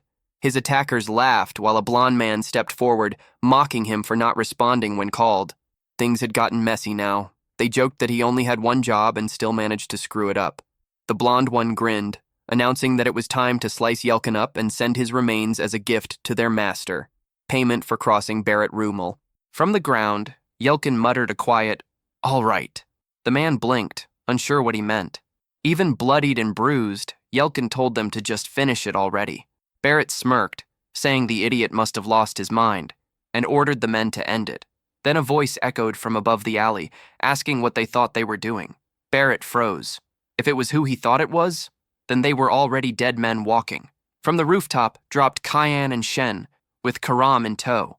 They had followed the trail here, and from the looks of it, Rumel's men were behind the attack. Yelkin looked up from the ground and saw Cyan. The boy's eyes darkened as he took in the scene. His friend was beaten to a pulp. Cyan muttered that they'd really done a number on his poor boy. Barrett, however, grinned. This was perfect. Cyan had walked right into his trap. Shen didn't look impressed. He muttered that he was curious to see what Barrett planned to do next. Then he moved. The eighth stance of the violent barrage exploded into motion. A strike to one man's neck, a flick to another's forehead, the alley erupted into chaos. Bodies flew in every direction, crashing against the walls. Barrett's confidence crumbled as he watched his hired thugs fall like leaves. None of them could even touch the kid. What kind of monster was this? He spat curses, swearing to kill Cyanvert with his own hands. But before he could cast anything, Shen's knee drove into his gut, sending him crashing hard into the wall. The blond man slumped to the ground, gasping for air. Shen looked down at him, saying he hadn't changed at all, still picking on the weak for fun. Barrett wiped the blood from his mouth and sneered that what he did with his free time was none of Shen's concern. Barrett sneered through gritted teeth, asking if Cyan planned to kill him. Cyan's expression didn't change, but his mind drifted to the past. He remembered this man, Barrett Rumel, the eldest son of House Rumel, who in his previous life became one of the most feared figures in the kingdom of Garan. A man notorious for his cruelty, who beat his servants to death and burned small animals just for amusement. His madness had no limit. One day, he went too far, killing a classmate under the excuse of practicing magic. That act exposed him, and the Purge Squad assigned Cyan the task of eliminating him. What Cyan found that day was burned into his memory. In the mansion's basement lay piles of corpses, servants discarded like trash. Cyan had made sure Barrett's death was painful, torturing him until his screams turned to laughter. Even then, the man smiled, begging Cyan to finish it, claiming he was already bored of his own games. Now, standing before him again, Cyan understood that killing Barrett back then hadn't been punishment at all. A monster like him had already fulfilled every twisted desire he ever had. Death was too small a price for the destruction he caused. Cyan seized Barrett by the jaw, forcing his mouth open as he summoned a glowing orb of mana. Barrett demanded to know what he was doing, shouting that Shen would never get away with this. He was, after all, the heir of Garen's future. Cyan's response was cold and quiet. His hand shifted from Barrett's mouth to his throat, tightening. He said the man talked far too much. His biggest mistake wasn't the insults. Those meant nothing. His real crime was daring to harm one of Cyan's servants. Barrett's body twisted in agony, a sickly purple aura spreading across his skin. From above, someone watched intently, a spy from Axel's network. The man whispered to himself that he needed to report this immediately. This could interfere with his master's plans. But before he could move, a blade pressed against his neck. Sarika stood behind him, smirking, saying she had just found the rat tailing her boy. On the ground, Yelkin stirred. Cyan approached, and the battered man immediately apologized, saying he had brought shame to his lord. Looking down at him, Cyan felt a brief pang of pity. His servant was barely standing, beaten and broken. He asked Yelkin why he'd thrown himself into a fight he couldn't possibly win. Did he think dying in vain was what loyalty meant? Cyan understood Yelkin's intent, but he made it clear. This wasn't why he had chosen him. Loyalty didn't mean recklessness. He hadn't saved Yelkin to watch him throw his life away. He ordered him never to do something so foolish again. Yelkin, trembling and ashamed, could only apologize once more. Then Cyan lifted his head and called out to the unseen figures nearby, telling their leader to reveal themselves. Moments later, a group of Purge Squad members stepped out of the shadows, asking if they had really been that obvious. Cyan replied that it was hard not to notice when so many people moved together. Sarika soon joined them, announcing that she had brought a special gift. She tossed a man to the ground. Kellen, the one who had been following Cyan for days. Cyan recognized him instantly. Sarika raised an eyebrow, surprised that Cyan already knew. He replied that he'd had a strong suspicion all along. She remarked that, as always, Cyan proved himself exceptionally capable. Not only was he far stronger than any other assassin from the Mist, but he had also managed to negotiate directly with the Chancellor. Beyond that, his mental strength allowed him to wield the magic sword without losing himself. He truly deserved the title of successor, if only he didn't keep stirring up trouble. Cyan replied that he understood her words, though he made one thing clear. He would never let himself be a victim. Anyone who dared to harm those close to him would be crushed without hesitation. Sarika took that as his way of saying he wanted her help to protect the people around him, and she said she understood. Before leaving, she added that she trusted his judgment, but reminded him not to forget to take care of that person. Once she was gone, Kellen nervously asked what Cyan intended to do with him, and whether he planned to kill him. Cyan answered that death was far too easy of a punishment. Desperation flashed across Kellen's face. He shouted that if Cyan thought he could make him talk, he was mistaken. But Cyan calmly said there was no need. He already knew Kellen served as Ishel's right hand. The man froze, completely thrown off. How could this boy possibly know that? But Cyan remembered him perfectly from his past life, always standing beside his brother, loyal to the end. He also remembered the bitter envy that had burned inside him watching them together during the wars. Still, Kellen was undeniably a problem. Killing him now would be the cleanest option, but that would immediately alert Eshel. No, he decided, it was better to use him instead, to turn this liability into a tool for his next move. Kellen, trembling, asked what he was doing. Cyan activated the psychic clone technique. A dense mist began to pour from Cyan's hands, seeping into Kellen's mouth, his eyes, his very mind. The scene shifted. A castle came into view, and inside, a man lunged at Erin with his sword raised. She blocked and countered, mocking that he'd have to do better. But in the blink of an eye, he vanished and reappeared behind her, pressing his blade to her neck, declaring victory. Erin sighed, telling him to drop the formalities and stop calling her Your Highness. She admitted defeat. She still couldn't match him. He apologized, calling her Your Highness again, and she told him to learn how to speak normally. Then, a loud impact echoed through the courtyard. Erin turned her head, saying someone was training intensely. Outside, Yelkin was taking blow after blow, one punch to the gut, a kick to the back of the knee, then being thrown across the ground. Cyan watched him and couldn't help but be impressed. For a man who was once just a worker, Yelkin could endure a surprising amount. His stamina was impressive. With the right guidance, he might actually become useful in the future. When Cyan asked if he was all right, Yelkin spat out blood and insisted he was fine. Cyan knew the training had to be harsh. At any moment, someone could attack him again, just like what happened with Barrett. Yelkin then mentioned Kellen, asking if he might become a problem later. Cyan assured him there was nothing to worry about. Kellen was on their side now. The story then jumped back to the moment when Cyan had absorbed that strange energy. Yelkin had been there, watching as the body collapsed to the ground. Cyan had thought to himself how exhausting it was. He hadn't performed that technique in ages. That ability, the Shadow Psyche, was a dark element spell ranked at level 9. The spell created a new shadow personality inside its target, granting Cyan complete control over them. Even in his previous life, he had only used it once. He turned to Kellen and ordered him to introduce himself. The man bowed slightly and stated that he was Kellen Dagos, a guardian from the Night of Eli's. He explained that he had been sent to this city to observe Lord Cyan's movements. Cyan nodded, satisfied by the obedience in his tone, and asked who his master was. Kellen admitted that he had once served Lord Eshel, but now pledged his loyalty to Lord Cyan. Cyan accepted his submission without hesitation. Kellen's first assignment would be to return to Eshel and report everything according to Cyan's instructions. Kellen immediately agreed, swearing to follow the commands without question. His determination was almost unsettling, and Cyan couldn't help but find it eerie how flawlessly the spell had taken hold. Moments later, Erin appeared and asked if he was training with the knight. Cyan answered simply that he was. She mentioned that she had been practicing fencing with Resimus ever since the recent incident. Cyan immediately knew what she meant. Everyone at the academy had heard about Barrett Rumel being found unconscious and beaten outside the infirmary. The worst part wasn't the beating itself, but the aftermath. Barrett couldn't speak about what had happened, and even worse, he had lost his ability to use magic altogether. Cyan expected Resimus to be pleased by the news, but his reaction was strangely neutral, almost concerned. Their conversation was suddenly interrupted by a familiar voice calling his name from above. Both of them looked up. Nana was literally flying through the air, shouting for her dad. Cyan froze, wondering how this was even possible. He had left Karam in charge, and of course that lazy woman must have fallen asleep again. Erin grabbed Nana out of the air, demanding to know where this wild child had come from.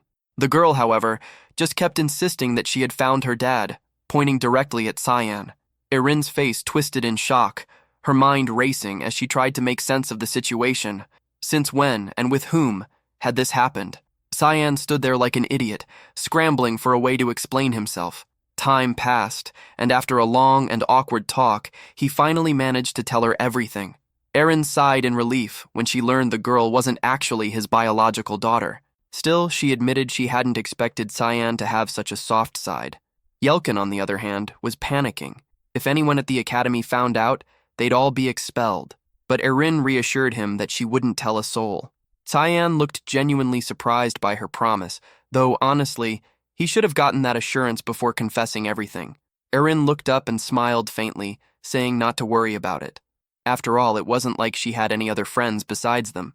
The atmosphere, however, immediately soured at that. Cyan asked why she had made the promise in the first place. She said it was because she felt sorry for Nana. A being who was neither dragon nor human wouldn't be accepted anywhere else. The girl was lucky to have found someone like him. With that said, Erin added that she would have to visit his dorm from time to time. Not to see him, of course, but to visit Nana. Cyan agreed, but made it clear that everything had to stay absolutely secret. Erin lay awake, believing the secret belonged only to her and Cyan. In reality, it was a secret shared by 5 people. She rose, waved goodbye, and felt an odd thrill. The closeness to Cyan made her giddy. At home, Cyan took more scolding from Karam, who demanded he spill everything, magic sword and all. He told her to shut up, blaming her sleep for the mess. Dilkin suggested taking Nana out more often. Maybe the girl ran off because she'd been trapped inside too long.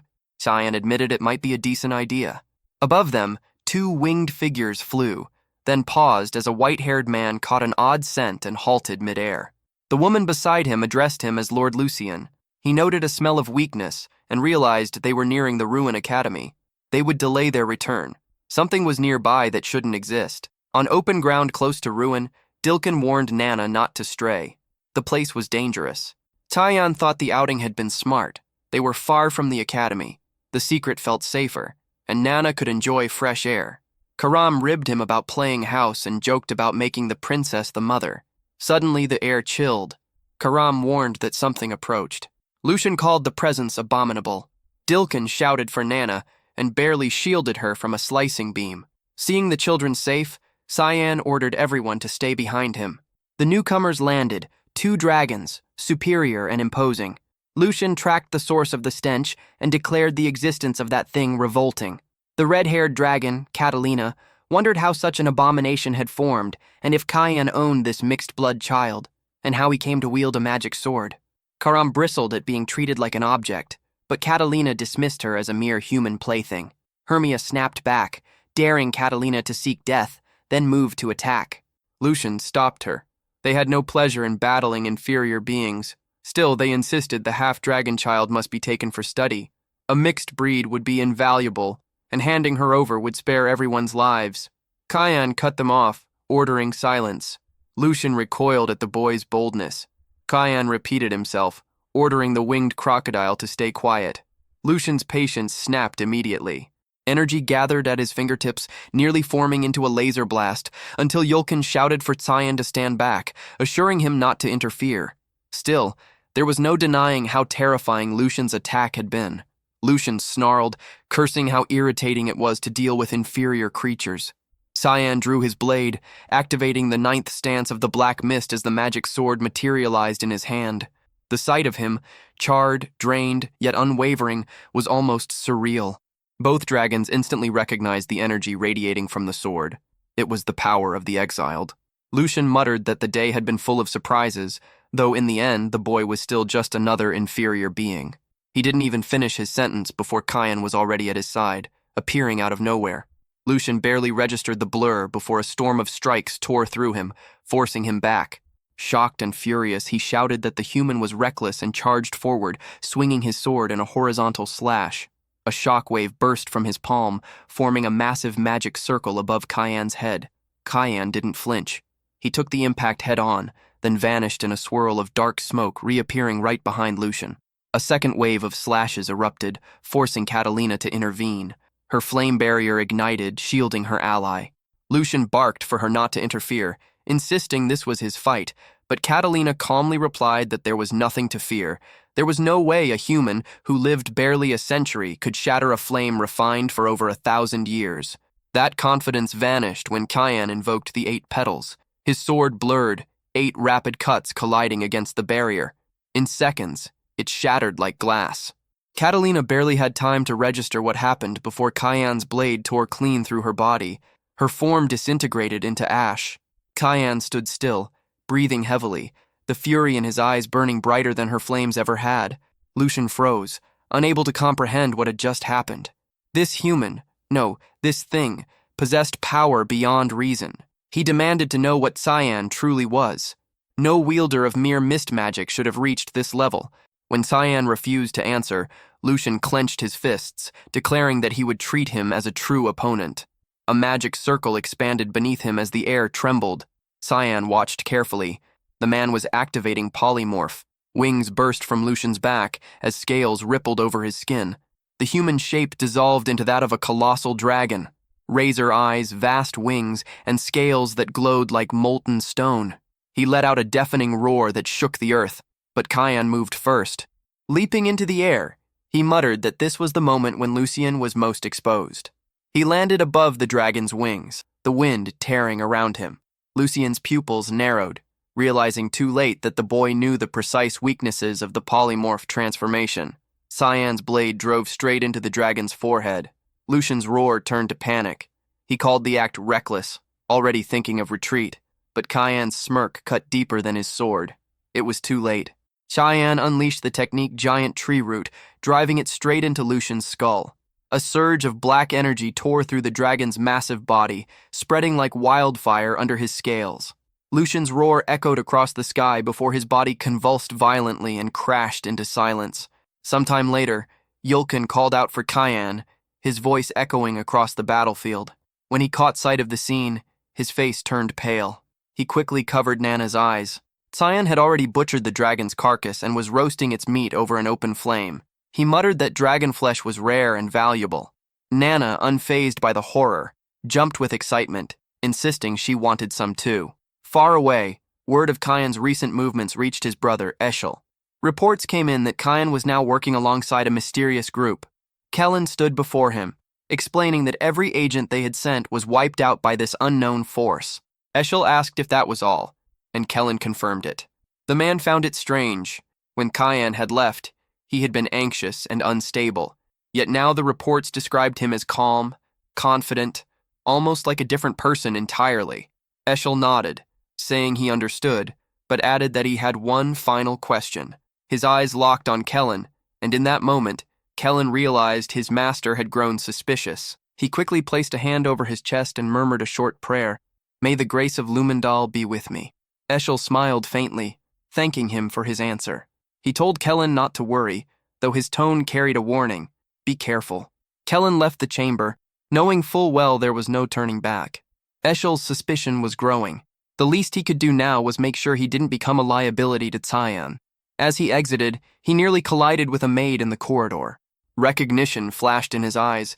It was the girl who used to care for Cyan. Before he could speak, Eshel's voice called from behind, saying he had invited her. Kellen asked if her name was Emily, and she nodded nervously. Eshel smiled and said he only needed a small favor from her. The poor girl had no idea how dangerous that favor might be. Meanwhile, deep within the dragon's territory, the mood had shifted. Voices filled the chamber, questioning if it was true that Lucian and Catalina had vanished. Another confirmed that their energy signatures were gone, two powerful presences erased completely, leaving a gaping void in their ranks. The disappearance was impossible to ignore. The energy of two 8-star dragons didn't just fade away. Their soul stones were now empty, suggesting both had been slain. Scouts who flew over the area found nothing but scorched ground and faint traces of combat. One of the dragons asked how such a thing was possible, how someone could kill both of them and leave no trace of magic behind. The green crystal at the center of the chamber pulsed and spoke, explaining that this could only happen if the killer possessed the dark attribute.